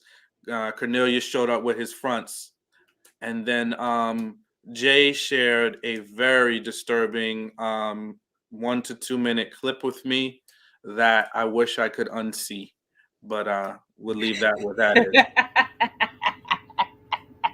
It's real Oh short. wow! Jay is not What a was- safe space. What was in Yeah, the clip? Can you and, share what we'll was in have it? Jay posted. I don't know if you have Cornelius it. Okay. in his speedo. Yeah, he's an Oh underwear no! model. Never mind. Never mind. You don't have to read. It's okay. I mean, there was one pic, like I mean, it was just The fact that it wasn't like a swimsuit speedo, it was just like, and then he had some little leg bands around his legs and stuff.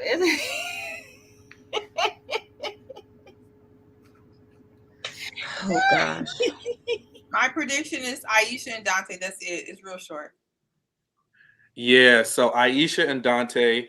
So you think Aisha and Dante are still gonna be together? I would get with that, and then a maybe for Phil and Sydney. They're just gonna drag it out I for clout. They'll drag this out for clout, but I don't think they're gonna be together for real.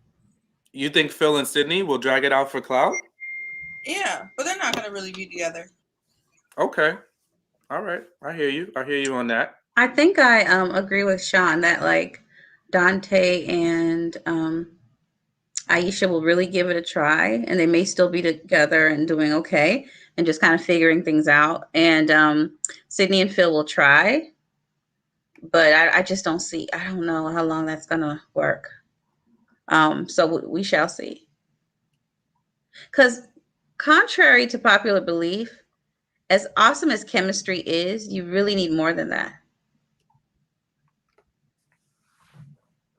Yeah, it's true. It's true. Because there comes a point when the passion starts to calm. You're like, I don't even know this person. Like, you know what I mean? Like, yeah, you really into each other, but it's like, who are you? You know what I'm saying? Like, have we really talked about the stuff that matters? And so, yeah. So we'll see. We'll see. I don't know, guys. All I know with that preview, Camille and Cornelius has amnesia. All of a sudden, they don't remember how rude she was at that dinner table at the resort, at the retreat. So I can't. I don't know. Something's wrong with the both of them. But yeah, we'll see. I don't Yeah, get no, it. I don't understand how he forgot that she said that. She didn't say that. Listen, I'm all about being a team player, but you have to hold people accountable, even if that's your partner. But when you entertain bad behavior continues. If I love you, I have to be able to correct you, period. Everyone in my life who loves me has permission to correct. When I'm out of line, they take me to the side and say, no. And I'm like, all right, let me go and get it together. Let me go say sorry. Let me go and, I shouldn't have said that. And you know what? That's fine because that's growth. And that's like, I'm not perfect. And you need people in your life to say, correction is good. I know we don't like it, but it's good. And I think that's a Iron sign of sharpens maturity. iron, right? Yeah, but when you entertain the things Camille do and say, and then you like support her, like, oh no, she didn't. Don't do that. Camille is way too old. What is she, like 40, 42? And she's acting like she's 14. I'm like, how old are you? threatening people, cursing, acting a fool. It's just like it's so sad to see. It's Mean Girl to the 10th degree. I agree with DeSosa. Something's not okay with Cornelius. I'm like, what? Why are you dealing with this? And it's sad because I just thought that he was a different guy. I don't know. So Yeah. It's Seaway. What is it giving? It's giving what? Seaway, Camille and Cornelius. Giving delusion. hostage. It's giving jellyfish, right? No backbone. It's giving paid actors. Yes. Yeah. Yeah, I agree. yeah. And those fronts that I saw him wear, I'm like, bro. I don't know. It's strange. Bro. Come on. Yeah. All right. Who else? So we have Zadia. I'm over her. Same. Yeah, I'm over her. Yeah, I don't have any thoughts about her. Like I hope she grows up. That's all I can say. Yeah, no accountability. And Spicy Chocolate says, "What's your zodiac sign?" Hey, I'm a Pisces. I'm a Pisces. What's that? Something about water and peace. Spicy chocolate. Yeah, I'm a fish. Yeah, but I'm a Pisces. But no, it's like, Zadia, listen, I am not here for girls. It's giving Brittany B. Oh my God. I love you have it, the best B. one-liners. I love it. I don't wish them well. And that's okay. That is accurate. And that's okay. Them you don't wish well, right? No, because they playing in our face. We can't give them sincere wishes while they're playing. That's right. See where they playing in our face. Ooh, we have. I forgot about that. We have That's Pisces right. all in the chat. Hey, y'all. Oh, you got some more Pisces family in there? Yes, oh, that's hey, right. y'all. Tasia is. Yeah, I wonder what happened because she was like, "This is ghetto," and she went running off in her prom dress. It was probably either it was people arguing or somebody said something to her. That was the only two things I could think of because she don't play. She'd be over it. But I don't like women who look good aesthetically, but their heart isn't nice. Like, I'm all for kind people, not perfect people, but for kind people. So when you mean, I don't fool with you. I don't fool with any mean girls. None of my friends are mean. Because I won't like you. I don't do that. I don't. Competition. Don't lie to the people because cattiness. I am very much mean and you mess with me. So don't even try You to lie are to not. people right Well, you now. ain't never been mean to me. Okay, Sydney.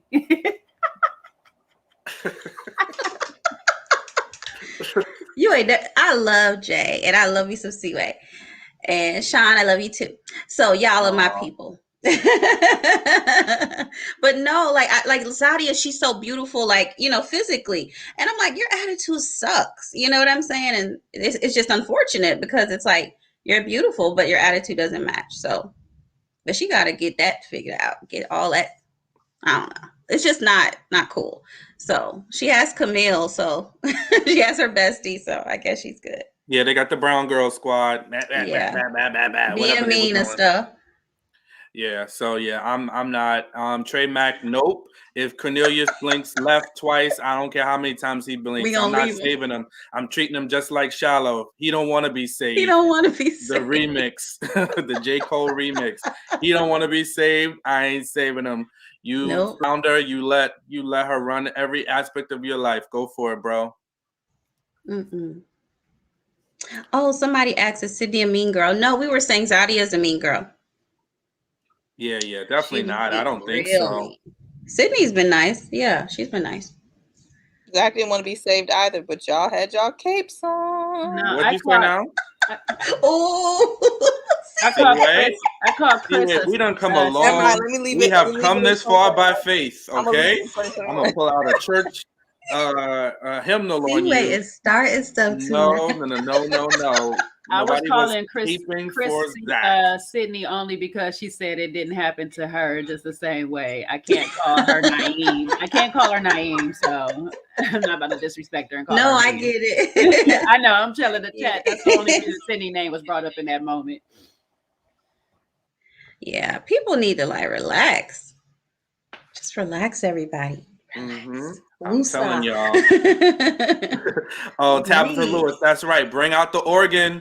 Bring out the organ. We have come this far by faith, leaning on the Lord, and I ain't gonna go back to that math season. Okay. It's just the fact that Camille and Cornelius is over there like, Portia, who said that? Who said that?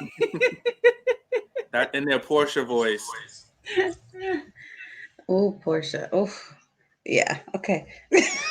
That's a whole nother thing. Miss Creative, I did a whole diatribe on what I thought Sydney could do better. Not a diatribe. So I do not think she's perfect, unlike Frank's family dubbed him. I don't think she's flawless. No, I do not. I just think she's smart and she's a pretty girl. That's it. That's that on that. But she definitely there's room to improve for sure. And your little friend Tasia said to speak your speech. So that's for you, Seaway. We're still healing from last season and y'all shenanigans. Yes. It's a lot. Go to sleep. Go to sleep because I don't know what you need to heal from. You need nothing to heal from. There was a lot of mental turmoil going on. Okay, Sean. It just we went through a lot going on. That's why I don't know if I'm ready for Elijah Wan and company because I'm still it was a lot. It was a lot. No, I have a thesaurus next to me, Tasia. Don't he? I swear he got some words. Listen, I was the kid. I always liked vocabulary. Fun fact: my mother was for the early part of my childhood. My mom worked in a library, so I spent my after school time, and I went right after school to the library, and I read books. So, little fun fact. So that's why I love me some words. Ask me what's the last book I read. We're gonna have a problem now. So what else? What else we got? Yeah, Corey was crying. What was he crying about? I wonder what made him cry. Wow. Sean, I got a new book. Speaking of books, Atomic Habits. What's that about? Yes, by James Clear. Y'all should get this or get the audio. Just had to share. I'm so excited to dive in. It's like talking about how to build good habits so you can like really reach your goals and not to focus just on goals, but systems and stuff. So it's really cool. So I just had to share that. We need a YouTube book Maybe. Oh, CJ has read that book too. Oh, by the way, Chris Natha is an author, guys, and she's working on a book. She's working on a book coming soon to a bookstore near you. Yes. Oh my God. Thank you, Sean. I am writing. Yes, I am working on something really, really good. It's going to be good. It's going to be really good. Yes. Oh, Tiffany had a good reason. Maybe they talked about the Sabrina's mom passing away. Maybe that made people sad. Well, yeah, that's a good point. I'm interested to see what happens because he was crying. There's a lot of emotion, right, Sean? Did you see that? Like, either people were mad or sad, and I'm like, dang, this is like going to be intense. You know, what's her name's thing is she likes to put tissue in front of her face. Aisha, she had a whole tissue right in front of her face, crying. Something happened, and there's more than one part. Because they were like part 1 to the reunion this next week. So I was like, oh, okay. So they're going to break this thing up. So. Wait, Sabrina's laughing, so that may not be Sabrina, true. What in the devil was all them tears about? Because folks was just, I mean, I look at things and it just makes me laugh. Just if anybody knows that when I'm on another round, I can't get enough of the way Candace from the Real Housewives of Potomac folds up them tissues, them napkins into like little origami sized pieces. So that just makes me laugh because I've never seen anything like that. So But every time I see Aisha, I've never seen somebody cover a whole like napkin with their face and just cry from behind a napkin. I mean, it's new to me, so I just find it interesting. People don't want to see you like the ugly cry. I've never seen the crying behind a napkin, but I have seen people hide their face. No, I've seen that too, you know. But the whole, she like lifts it like a curtain, and it's just right in front of her face. So it entertains me. So those are the little stupid things that I look at. You know, don't pay me no mind. If there was something serious, no disrespect to whatever the emotions were, but I look at dumb things like that, and it entertains me. But yeah, I'm very curious to see what all those tears was about. Yes, unfortunately, I do watch The Housewives, Miss Creative. You Who know, doesn't watch Potomac? I don't know. yeah, I do. I'm guilty as charged. I am kind of a reality TV junkie with some boundaries, some light ones. So, yeah, the reunion looks like it's going to be good. Some have said the whole season should have just been the reunion. At this point. But the reunion is giving something, right? See where it's giving interesting, right? It's interesting. Mm-hmm. So I'm looking forward to that. But yeah, I don't know who's gonna make it past that. I'm looking forward to see some of our fan favorites. You know, we got Libba. You know, Jay and I interviewed her on another round. She's become like a little friend in my head. You know, Sabrina's a regular in the comments, so I'm curious and interested to see some of the plot lines unfold. CJ, yes, I do watch that hot mess of a show. I watch that too. Why? Look, why? Because I have a problem. My name is Sean, and I'm a reality TV show junkie. I just have like, don't let Jay tell you. She was like, well, you won't watch blah blah blah blah. You won't watch this. I gotta say something, you know. It is a train wreck. So if you're looking just for like something to watch, it's like, this is crazy. But I hate to see how like she thought she was gonna get more control by having a spinoff, and all this is done has been so detrimental to her family. I mean, definitely I don't not watch good it look, because I already knew it was going to be a mess. Like, I don't want to see nobody fighting their child's father. That's not cute. That's like too far. Yeah.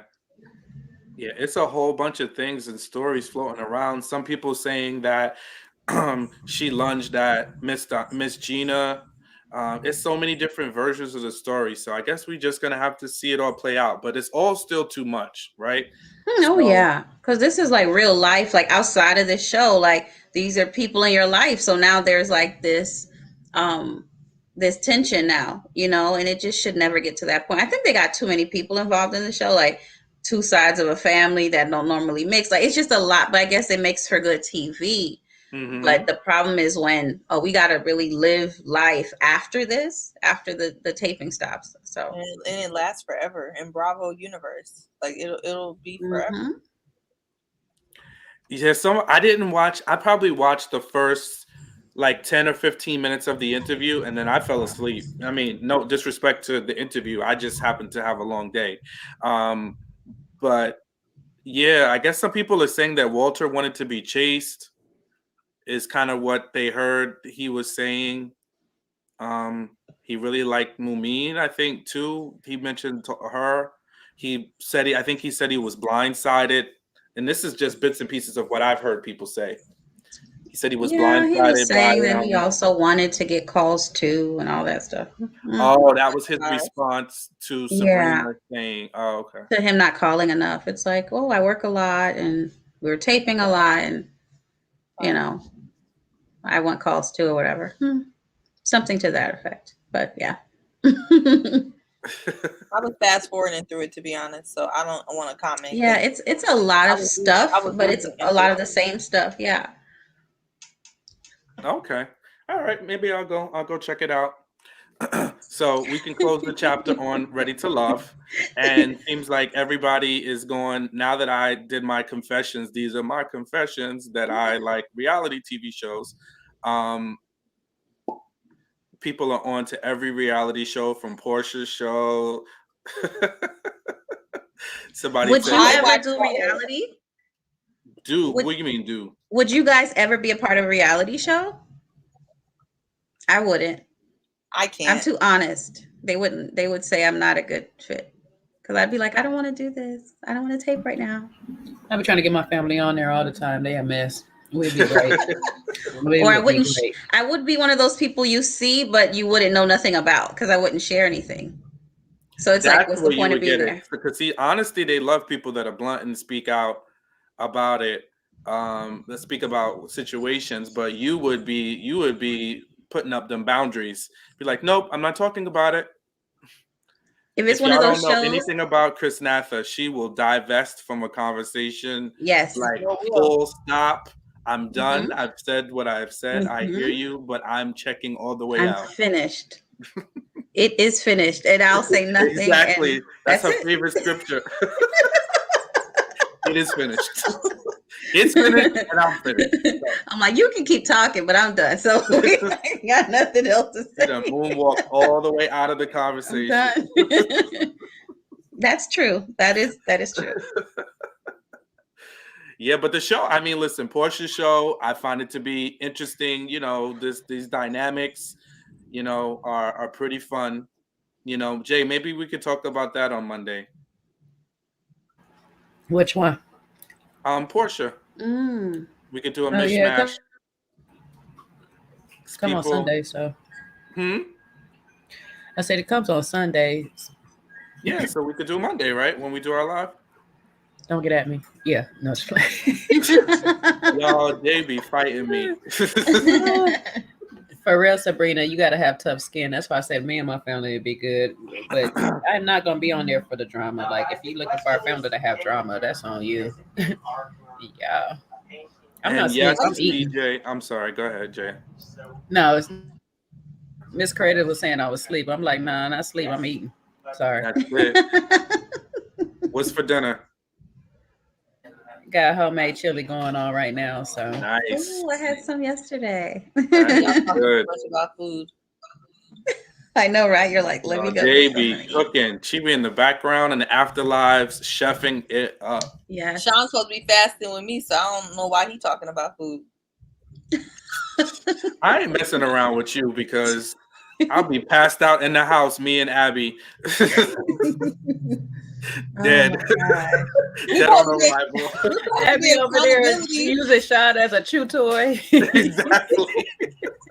She really be whining. Accountability partners, and Sean over here sneaking ordering Uber Eats at 1 o'clock in the morning. What are you I doing? ain't paying her no mind. I said we Yeah. fasting. I haven't eaten for 8 hours, so I'm eating. I don't care what time of day it is. That's not part of the plan. Oh, Said I'm gonna take accountability for this meal I'm about to eat. No, Miss Creative, I just eat in certain hours. Like I ate earlier. I just eat in like a time frame. Yeah, she's on this whole intermittent thing and whatever. And yes, CJ, I absolutely do watch Power and all the spinoffs, every single one of them. Every single one of them. I am locked and loaded on Power. I cannot wait.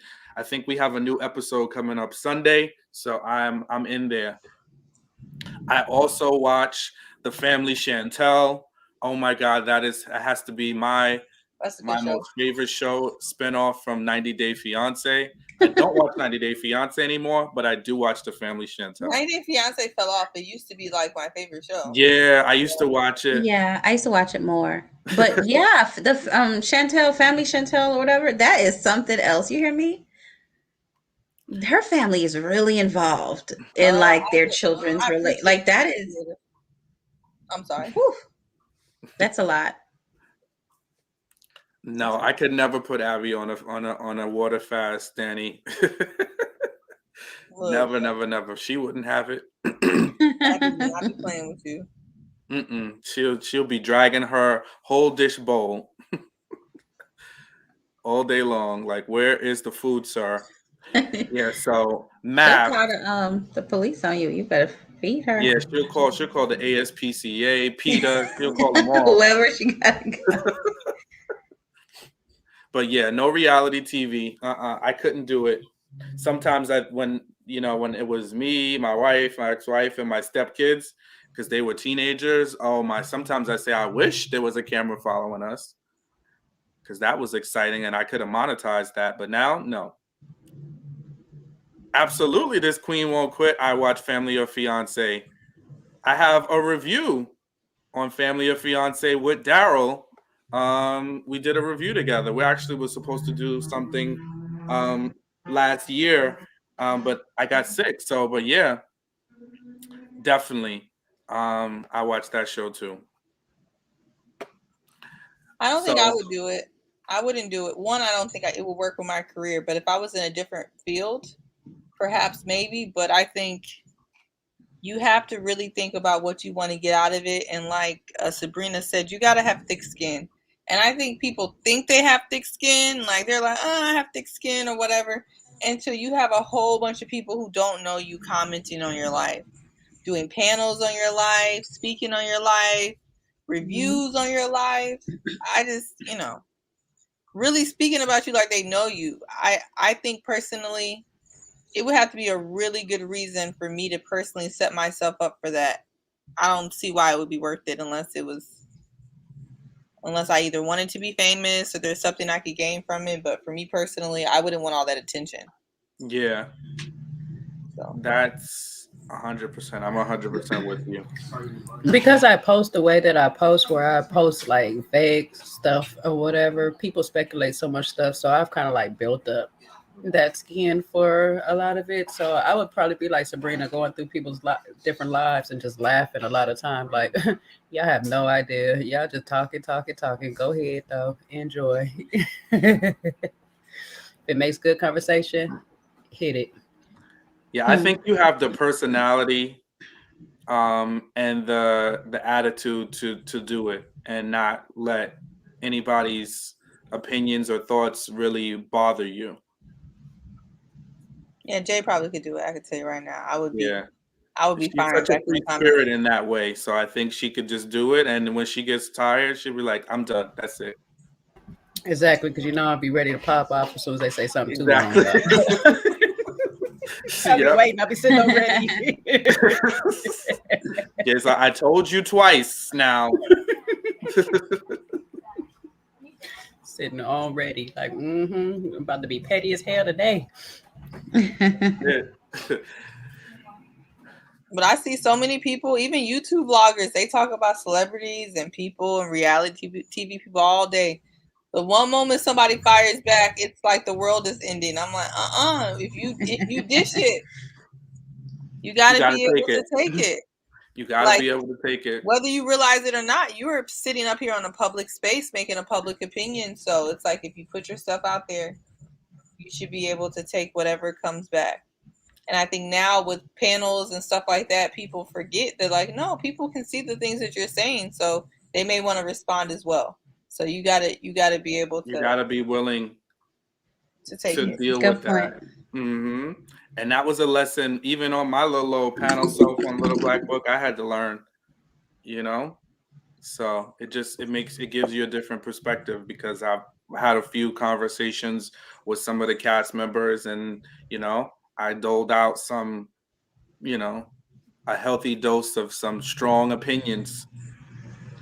So But it just, the wonderful thing about you guys, though, even though you have strong opinions, you're willing to listen and understand others and stuff. And that's a problem with a lot of different places that we look at and we view and we support, is that they're still not open to hearing what other people got to say.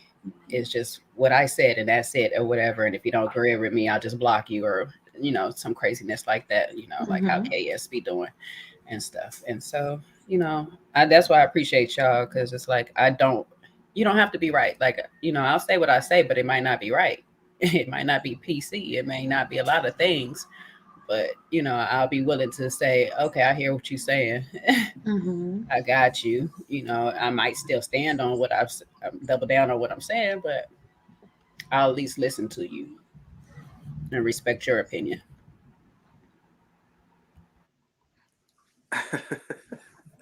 yeah, no, Sabrina, we definitely, so we appreciate you, supporting our channels and dropping in comments, and so that's why we can't wait to see you on the reunion.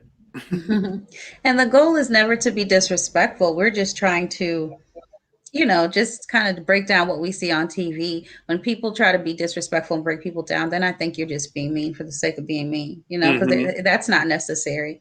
The panel members are celebrities.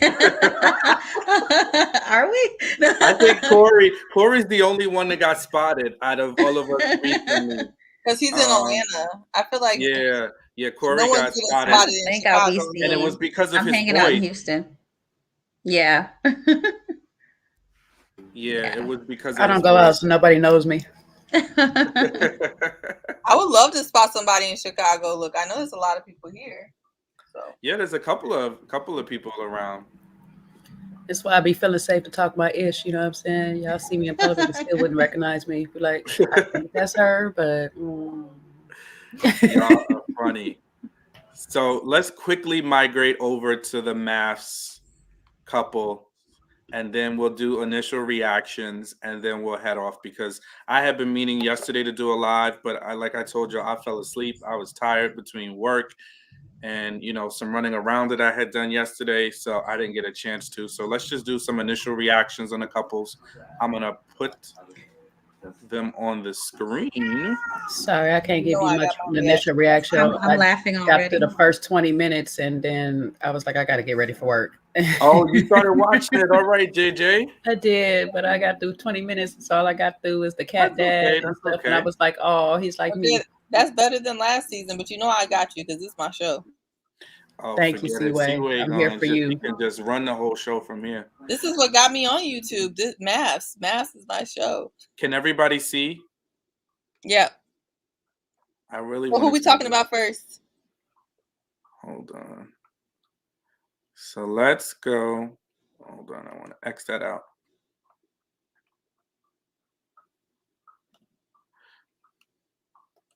So let's start with. This is Jasmina, right? Or no? Is this Jasmina? Where are you pointing? Oh, y'all don't see my mouse? No. Hold on.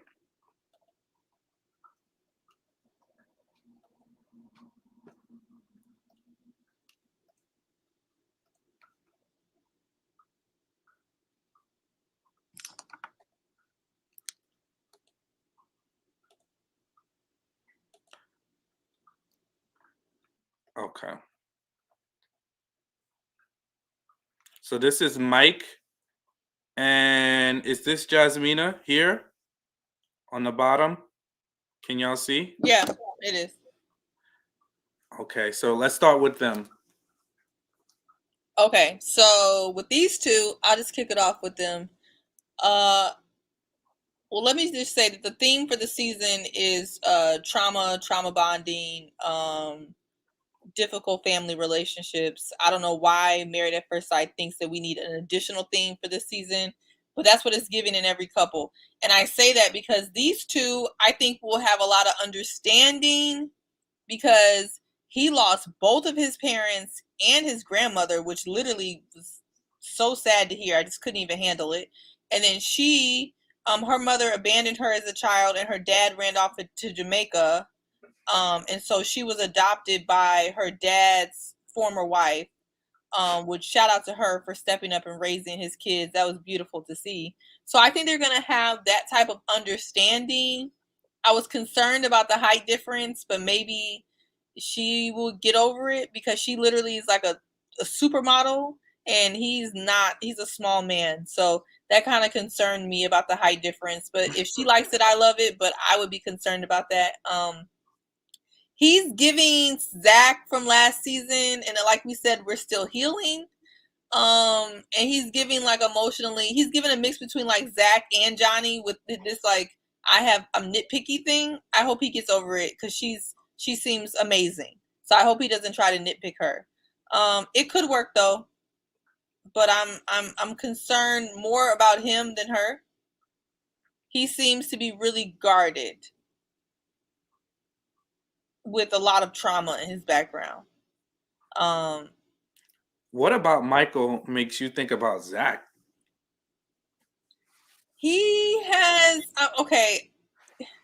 They not Zach. The annoying part is Zach, not the Zach that got on everyone's nerve. The other part, the very like just nice guy thing. But I think there's like layers to him, is what I'm saying. He just seems very layered.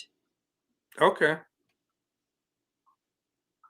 But it's just a the queen won't quit like Zach. No, not Zach in the problematic way. Okay, let me just be clear about that. Not in that way.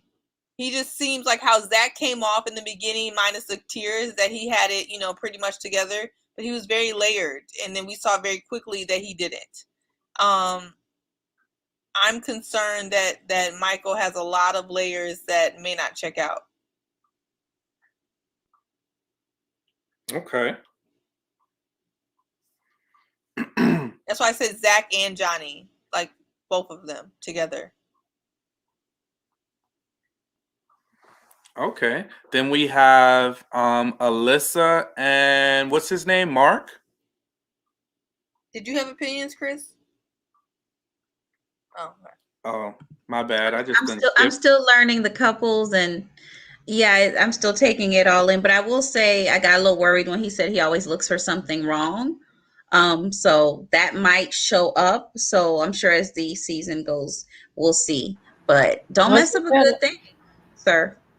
Sorry, Chris. Wasn't that the same, almost like Zach when he was talking about, I can't wait to see what our first argument is like? That's almost like saying the same thing. That's weird. That's what I said. Like he has some Zach, very small Zach ways. It may not be in the obvious way, but I see it. Hey, Lily. Hi. All right, who we got next? But yeah, so I don't know. She's gorgeous though. Like I think she's so stunning. pretty. She's literally stunning. Yeah, I would agree. Girl, that skin. Oh, come on, sis. Yeah, she's melanin magic, But didn't she ask for somebody taller than her? No, she said she doesn't care about height. Okay. Okay. That much I do remember. Then we have Alyssa and Chris. again. Hold on, we're not gonna overlook that. Sean making new T-shirts again. I like that melanin magic. Okay, Sean, I see you. That was nice. Yeah, credit for that. That is a Remy Ma song. Okay, I like it. I love it. Yeah, that's a Remy Ma song. I forget who sings the hook. Is it Chris Brown? But yeah, that's a Remy Ma song. So I'm not stepping on nobody's toes. This couple is a complicated one. This one is not easy to pinpoint. Yeah, Alyssa and Chris. I think his name is Chris. I mean, Chris is like the guy that's ready for marriage. He says he's the serial monogamous. I feel like he knows what to do in a relationship, which would be helpful. My concern is that Alyssa, like someone in the comments said, I am concerned that she may not, Brittany B said, I'm also concerned that she may not find him super attractive. I could be wrong, but that is one of my concerns. She also seems kind of dry and kind of just really, really dry. So I just wonder how they're going to mesh. She's giving me Haley, and I agree with Tasia. She definitely. If she likes him, it'll work. If she don't like him, I don't think it's going to work. I think it's going to come down to her. Yeah, she's just a prettier Haley. No disrespect to Haley. Yeah, she's really cute. And her blocking, what's her face has me weak. Oh, Lindsay. She blocked Lindsay day one, and I don't blame her. But all right. So I think they'll be the least, they may not make it. They probably won't make it, knowing maths, but I think they'll be not as problematic. So I just, between these last three, I cannot decide who's going to be more problematic. Because we know Elijah Wan is a show all by himself. He's a show pony. If I ever saw a show pony a day in my life. So we got Elijah Wan and Katina. You want to start with him?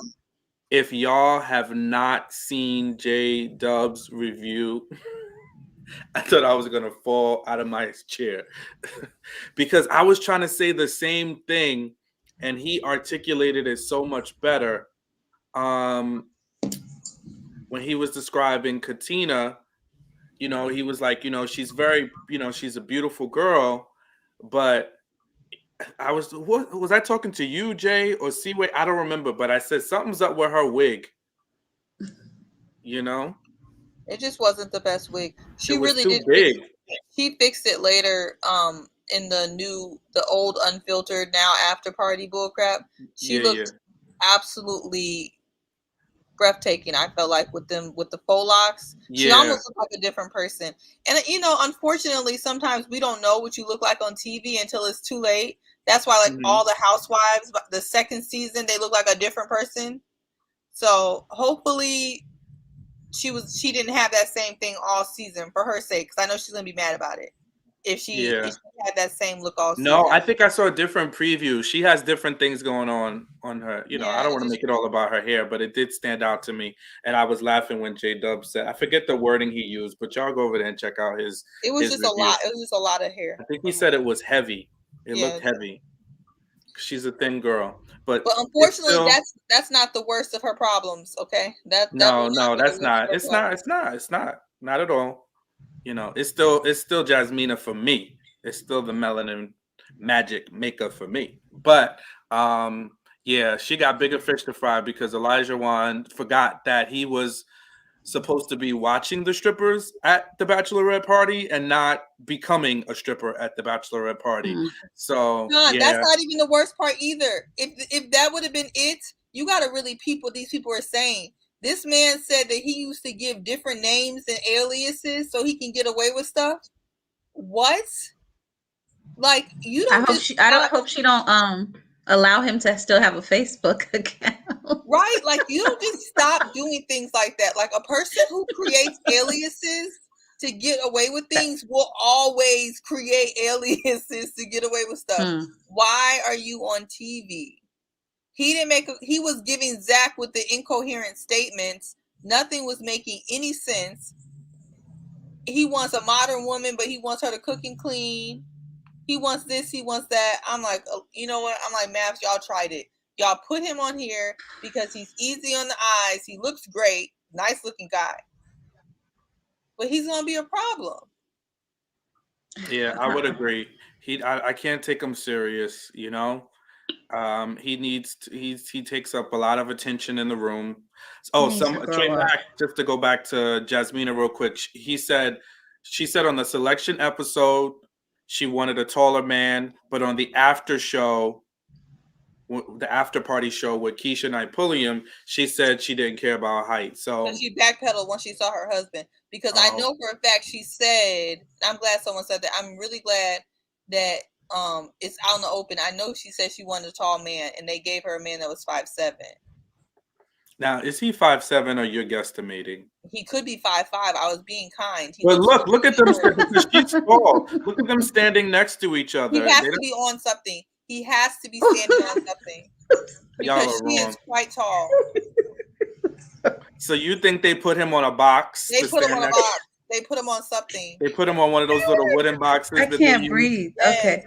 When you used to take the pictures at work, I mean the school pictures, and they put the little box in the auditorium and take everythry's pictures. So he's standing on a few boxes. Have you seen her? She looks like a model. Her and Katina, they're both tall. Yeah, they definitely seem tall. I think Katina could be deceiving because she's very slim. But I can definitely see that Jasmina is tall. Thank you, guys. Y'all know I'm being nice. I was being real generous with 5'7". Y'all wrong. That brother, they did not put him on a box, Seaway. Don't say that. They got him on a box. And they got some in his shoes. It'll come out. He got on lifts, Seaway? He got on lifts and on a box. But yeah, this brother, but let's get back to Elijah Wan / his alter ego, Isaac. How in the world does he want a traditional wife? But he wants her to go to the strip club and smack the stripper on the butt. Goodness. What else? He wants a wife to cook every day. Yeah. He's a walking oxymoron. And this is Yeah. his first time. He said that this is the hardest he done tried. So walking up to sign up for a show is the hardest you done tried. Well, no, he went on a hiatus for 2 years to prepare himself for this. So at 27, he decided that he had lived and done enough. So he was ready to get serious. This is Brandon from the DC season. All they do is remix characters. This is literally Brandon from the DC season. Same, super handsome, problematic. That is literally the same. Was that guy that was, because I just started 2 seasons ago. So that was the guy that was fussing and carrying on with the production and yelling and storming out of the hotel. And they gave him a really pretty wife. His wife was very, very pretty as well, just like Katina. And they were great to look at. They could not get along to save their lives. They were fighting with production. Yeah, they were both fighting with each other. They were both doing a lot. It was a mess. That sounds like fireworks. But yeah, he has beige rage. And I think Isaac, I'm telling you, he's going to have beige rage too. And as a former reformed beige rage guy, I know what that looks like. So I can see it. We don't need it. I don't know. Yeah, that beige rage is, it's something. Because you be thinking you're doing something, You ain't doing nothing, but just getting on somebody's nerves. Nobody's taking you serious. So. He has a lot of growing to do. What'd you say? No, I was going to say too bad it gets worse after these two. Oh, yeah. Oh, man. Well, we don't know his disposition yet. So let's get to Steve and Noi, right? Noi, a.k.a. Noisy. Noi asked for a 6-figure Negro. Negro? He didn't ask for a man of color. No, she asked for a 6-figure dude.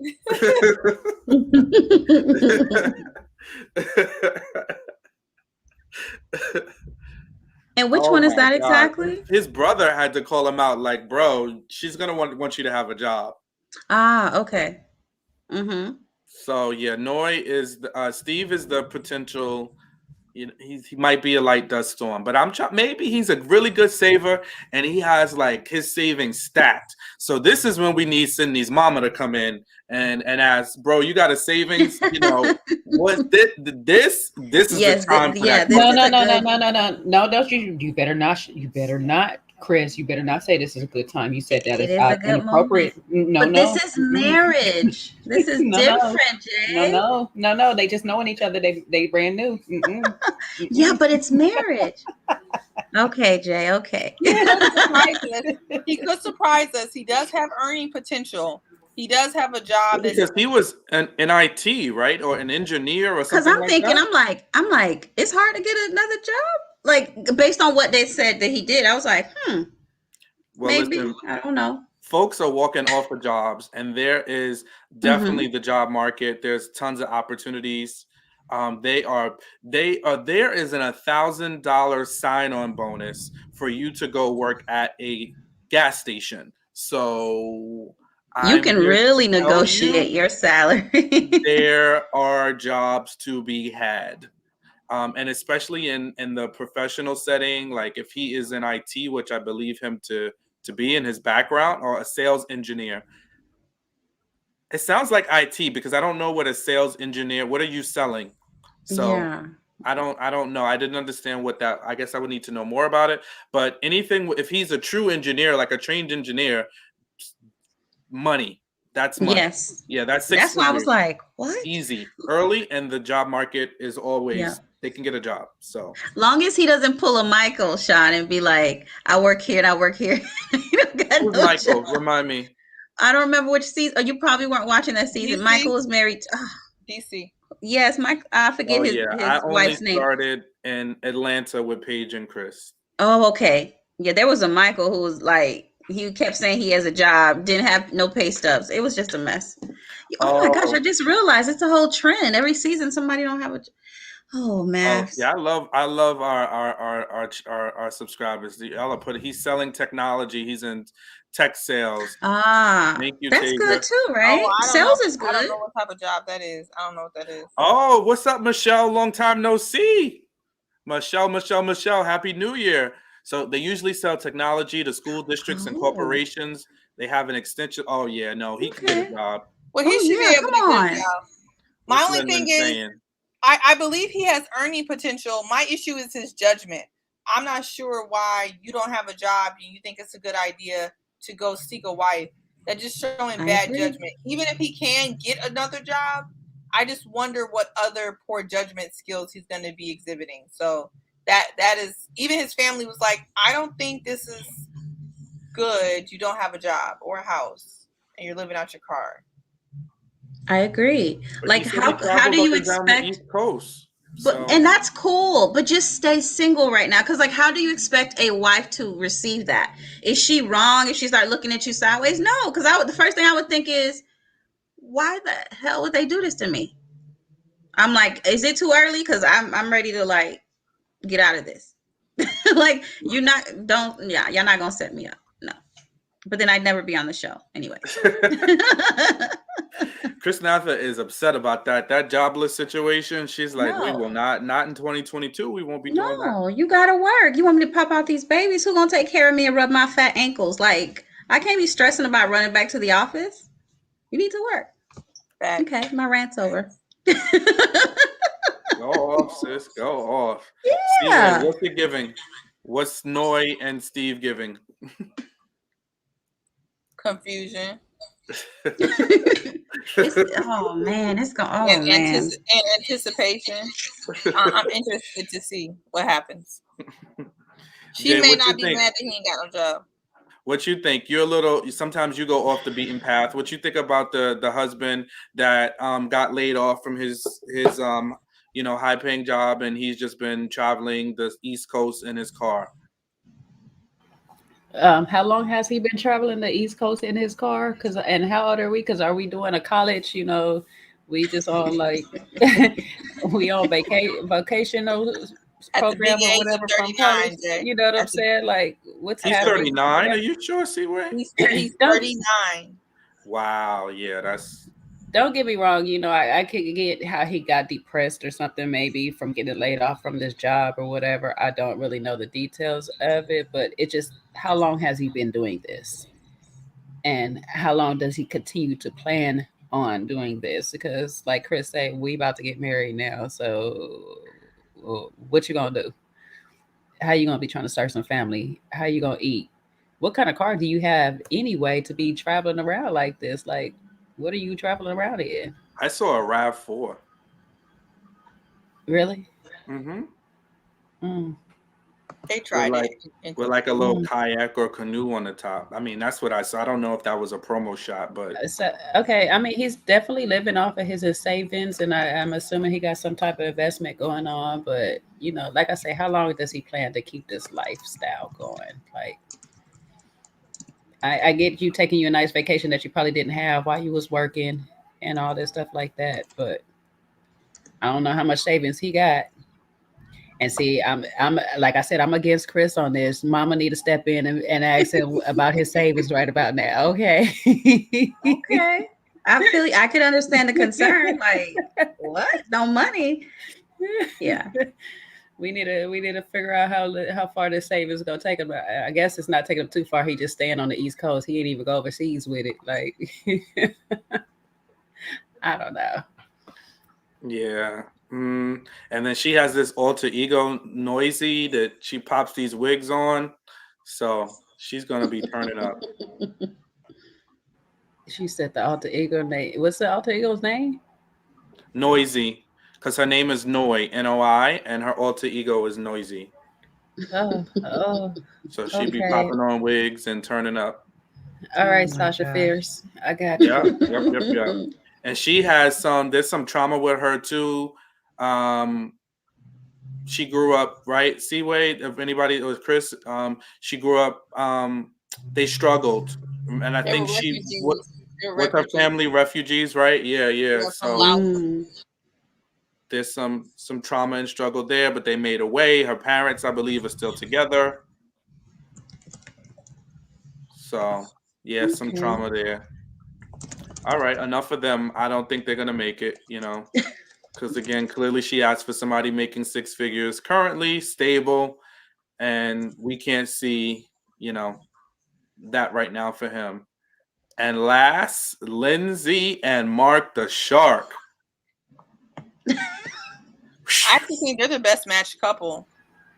This is the only couple I got to see it. He gonna get my vote right now for being a cat dad of 3, because I was like, look at my babies on the screen. Look at them. Mark Well, the Shark is so serious. But she's a cat mom, willing to give her cats up. She was like, oh, no, we don't need 3 cats. I'll get rid of mine. We don't need 5. Yeah, see, I can't go for her. You know what I'm saying? She tripping. You better bring your babies. Some people don't like and hope they get along. Some people don't like their cats. Some people really don't like it. Crazy. People's cats is crazy. Yeah, nah, I can't deal with cats and all that fur. Sean, you see what Tay just said? I can't say it. I saw it, and I'm going. We gonna skip them. Keeping on. I like them. I think Lindsay's they are, but I think they're just like Frank and Sydney. They're too much of a good thing, and I think she's too over the top because she was belching and drinking the day of her wedding, flashing her boobs. Yeah, she's a lot to handle. Well, Lindsay did say why I was listening to somebody's review and I cannot remember who it was, and they said Mark the Shark looks like a shark. I'm sorry. They said Mark the Shark looks like a shark.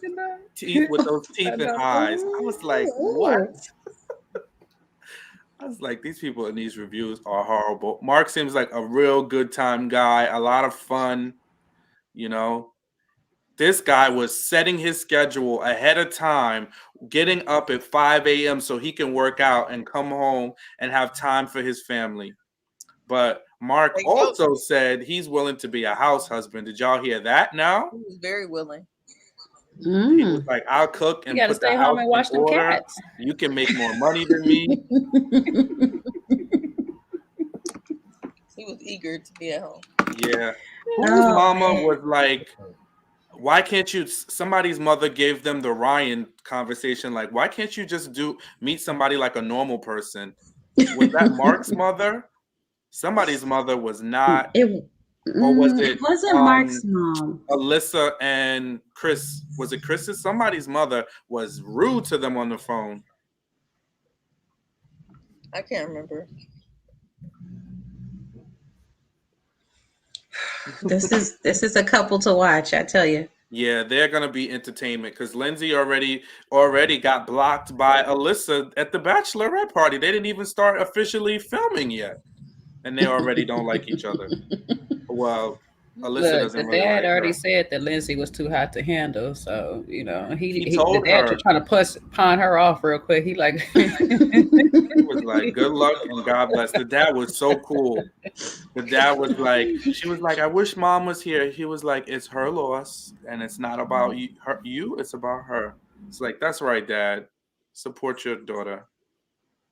But yeah, when the dad was like, you can't say everything you want to say. I was like, all right, Dad, with the solid advice and knowing your daughter. Mm-hmm. They got the most hope out of any of these couples. I think they're going to head it for self-destruction. And knowing his daughter, he knows that she's going to still say what she wants. Mm-hmm. Yeah, no, I think they're going to combust. But if they don't, it'll be fantastic. Mm-hmm. It will. Well, I'll take your line. I wish them the best. I wish them well. I actually really do wish them the best. I think she really wants love, especially with her situation with her mother. And he really wants love. They both really want it. So, that's not always enough. But I think they'll both try, Commitment is the first step with these situations. And they're both committed, I think. The other couples, I don't know how committed Olajuwon or even Michael is. Or Alyssa, for that matter. There's going to be some commitment issues. Noi, I'm questioning a lot of people's commitment. So yeah, I don't see Elijah. Olajuwon needs too much attention. Yeah. Yeah, he needs too much attention, and I don't see it flying. Is he the one that's Jeffy's friend? Yeah. Mhm. Mhm. Is that the one that's Jeffy's friend? Yep. Okay. Yes. Yeah. I'm not judging, but I'm judging, and that's all I can say. We'll see what happens. Yeah, It'll be nice. everybody's It'll be nice to see Mark that. has a piece of everybody's heart because he just seems like Aw. such a genuine nice guy. He does. Yeah, I like it. He doesn't seem problematic at all, you know. And it's not saying he's perfect, but he just seems like a nice guy. Then this is his second shot, so he really wants love. I think he's a little too eager beaver, and that might get him in trouble too. Because he's like, when we're together 6 months, I'm ready to move in. Like I'm ready to go. It's like, whoa, bro, whoa, slow down. And then Lindsay just got married and left at the altar a year ago, so that's the part that I think might cause some fireworks because she has some unresolved issues there. So let's see. We wish them the best. We do. We wish them the very best. I love it. And nothing but it. Yeah.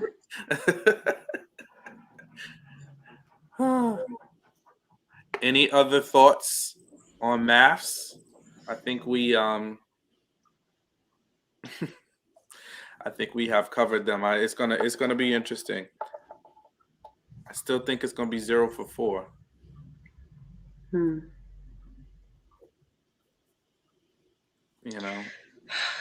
Let's With see a possible with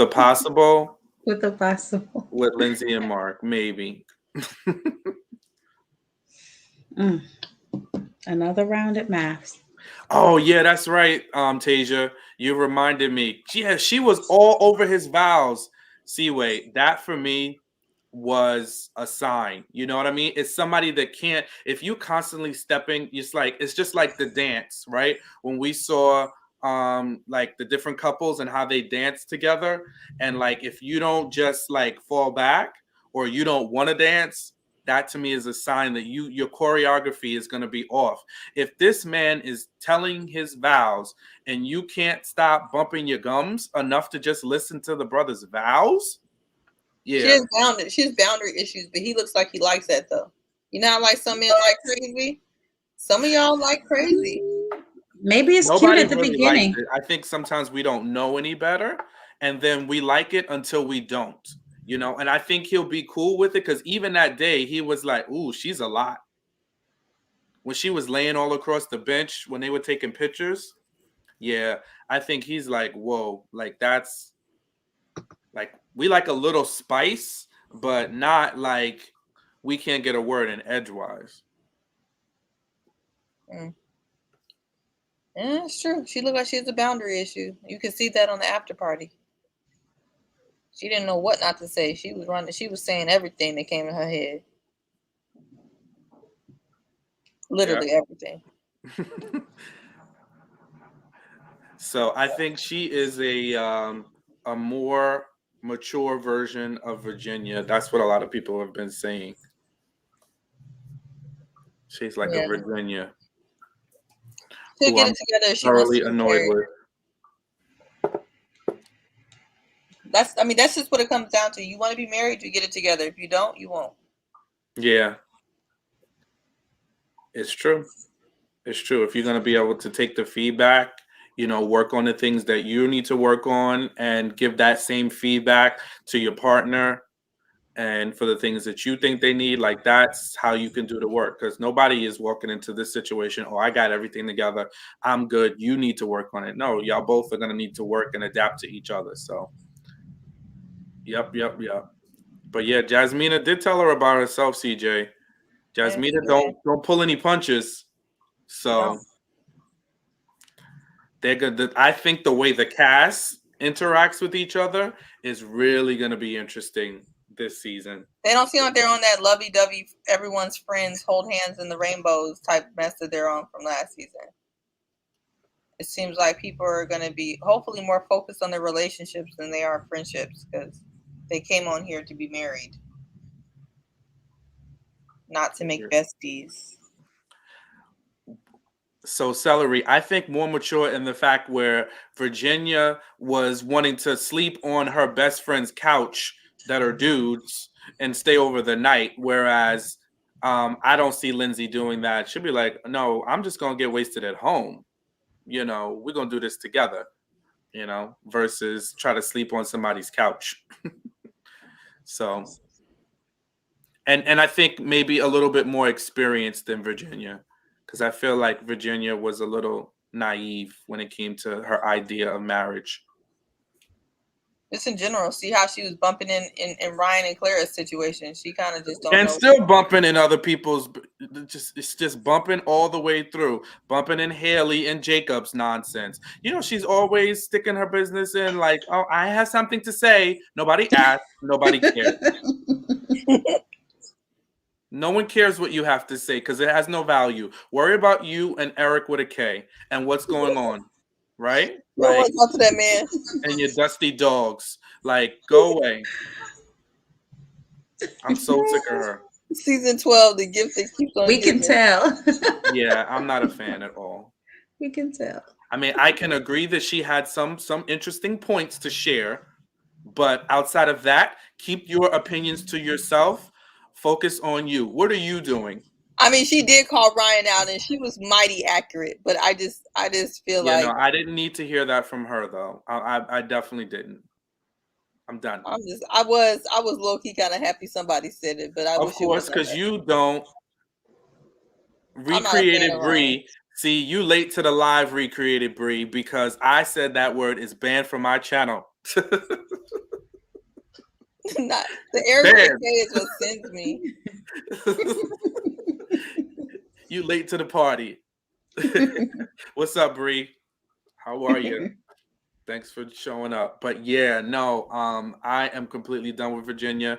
I know Seaway don't like, but see y'all, the behind the scenes, Seaway can't stand Ryan, never really liked Ryan and his cow lick from day one. Really and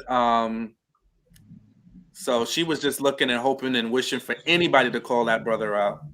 It was about time. I feel like everybody let Ryan go too easy. So somebody had to say it. And I wish it wasn't Virginia because she was the worst messenger. Literally the worst messenger. But I mean, everything Virginia said had to be said. It just really is what it is. But and then she doubled down on the message. That was the problem for me. Because she really didn't tell a lie. I mean, that was the sad part. I mean, I wish she told a lie somewhere in there, but she really just didn't. Ryan know what he was doing, and now that it was so clear why he did what he did, because she was going to be on the tell-all she was on the session, the one, not this episode, but the one before that. He was concerned about what she was going to say on that show, so he tried to get ahead of it, and instead just looked crazy. That's right, Miss Creative and Michelle. That's my Southern roots. That brother definitely had a cow lick swooshed right all on top of his head.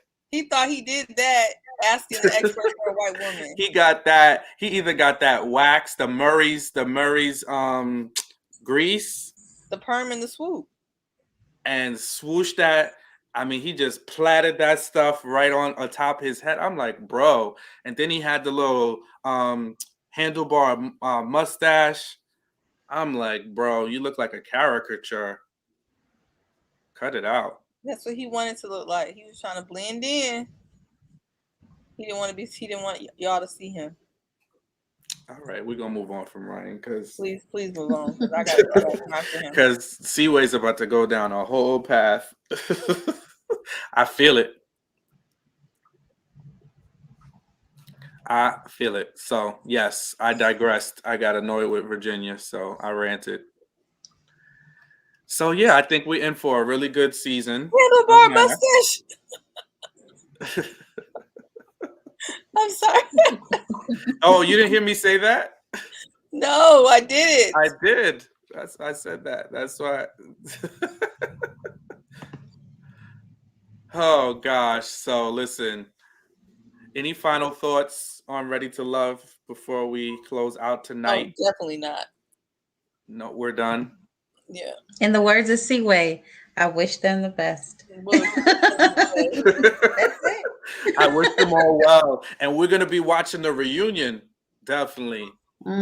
We'll get to come back together and Now talk that's about the gonna be reunion. good. Let's see how many parts they slip it into. Bree, I'm not even putting your comment up. I will not. Oh, it's definitely of limited. Y'all all crazy. Of course, 100%. You want to be a man We ain't got of the no good colors. sense God gave us.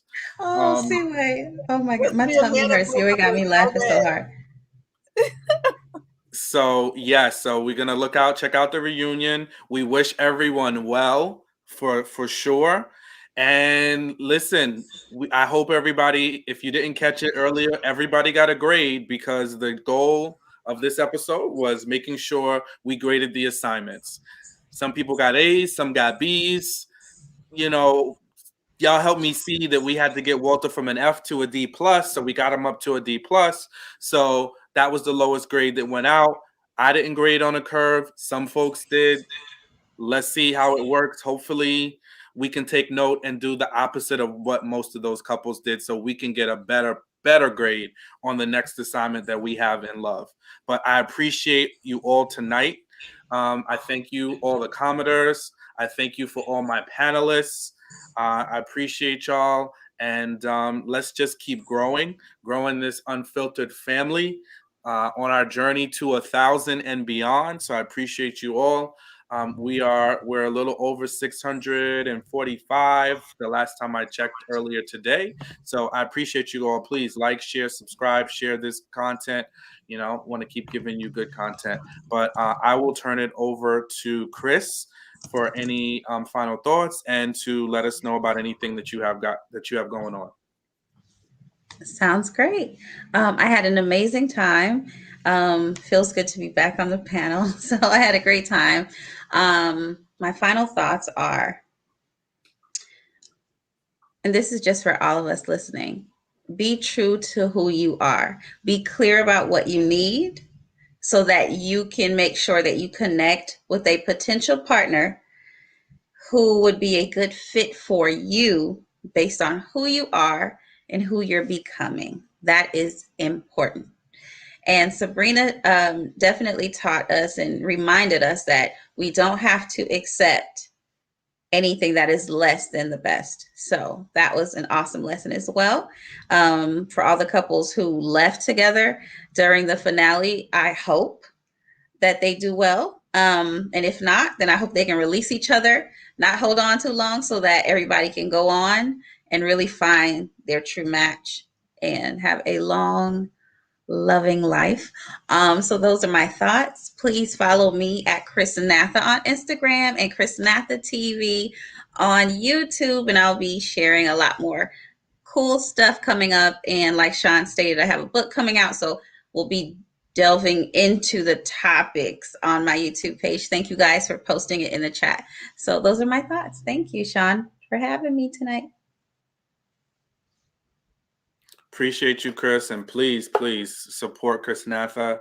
She is our resident ray of sunshine with positivity and encouragement. So, keep supporting her. All right, JJ, go ahead.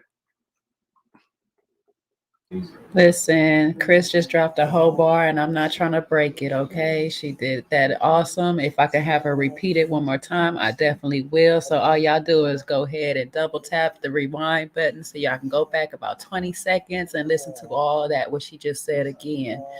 Outside of that, follow us, all of us that's up here that got channels to follow. Chris Nathel TV, Another Round with Jay and Sean, and of course the channel that you are on right now, Sean Unfiltered. Y'all make sure y'all get them likes up, subscribe, and you know how I like to tell y'all to tell a friend that tells a friend that tells a friend that talks too daggone much so they can tell everybody.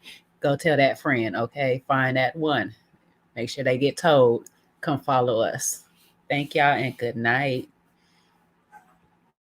Thank you, JJ. And look out for us. We'll be on Another Round on Monday, and I'll post it in my community chat too.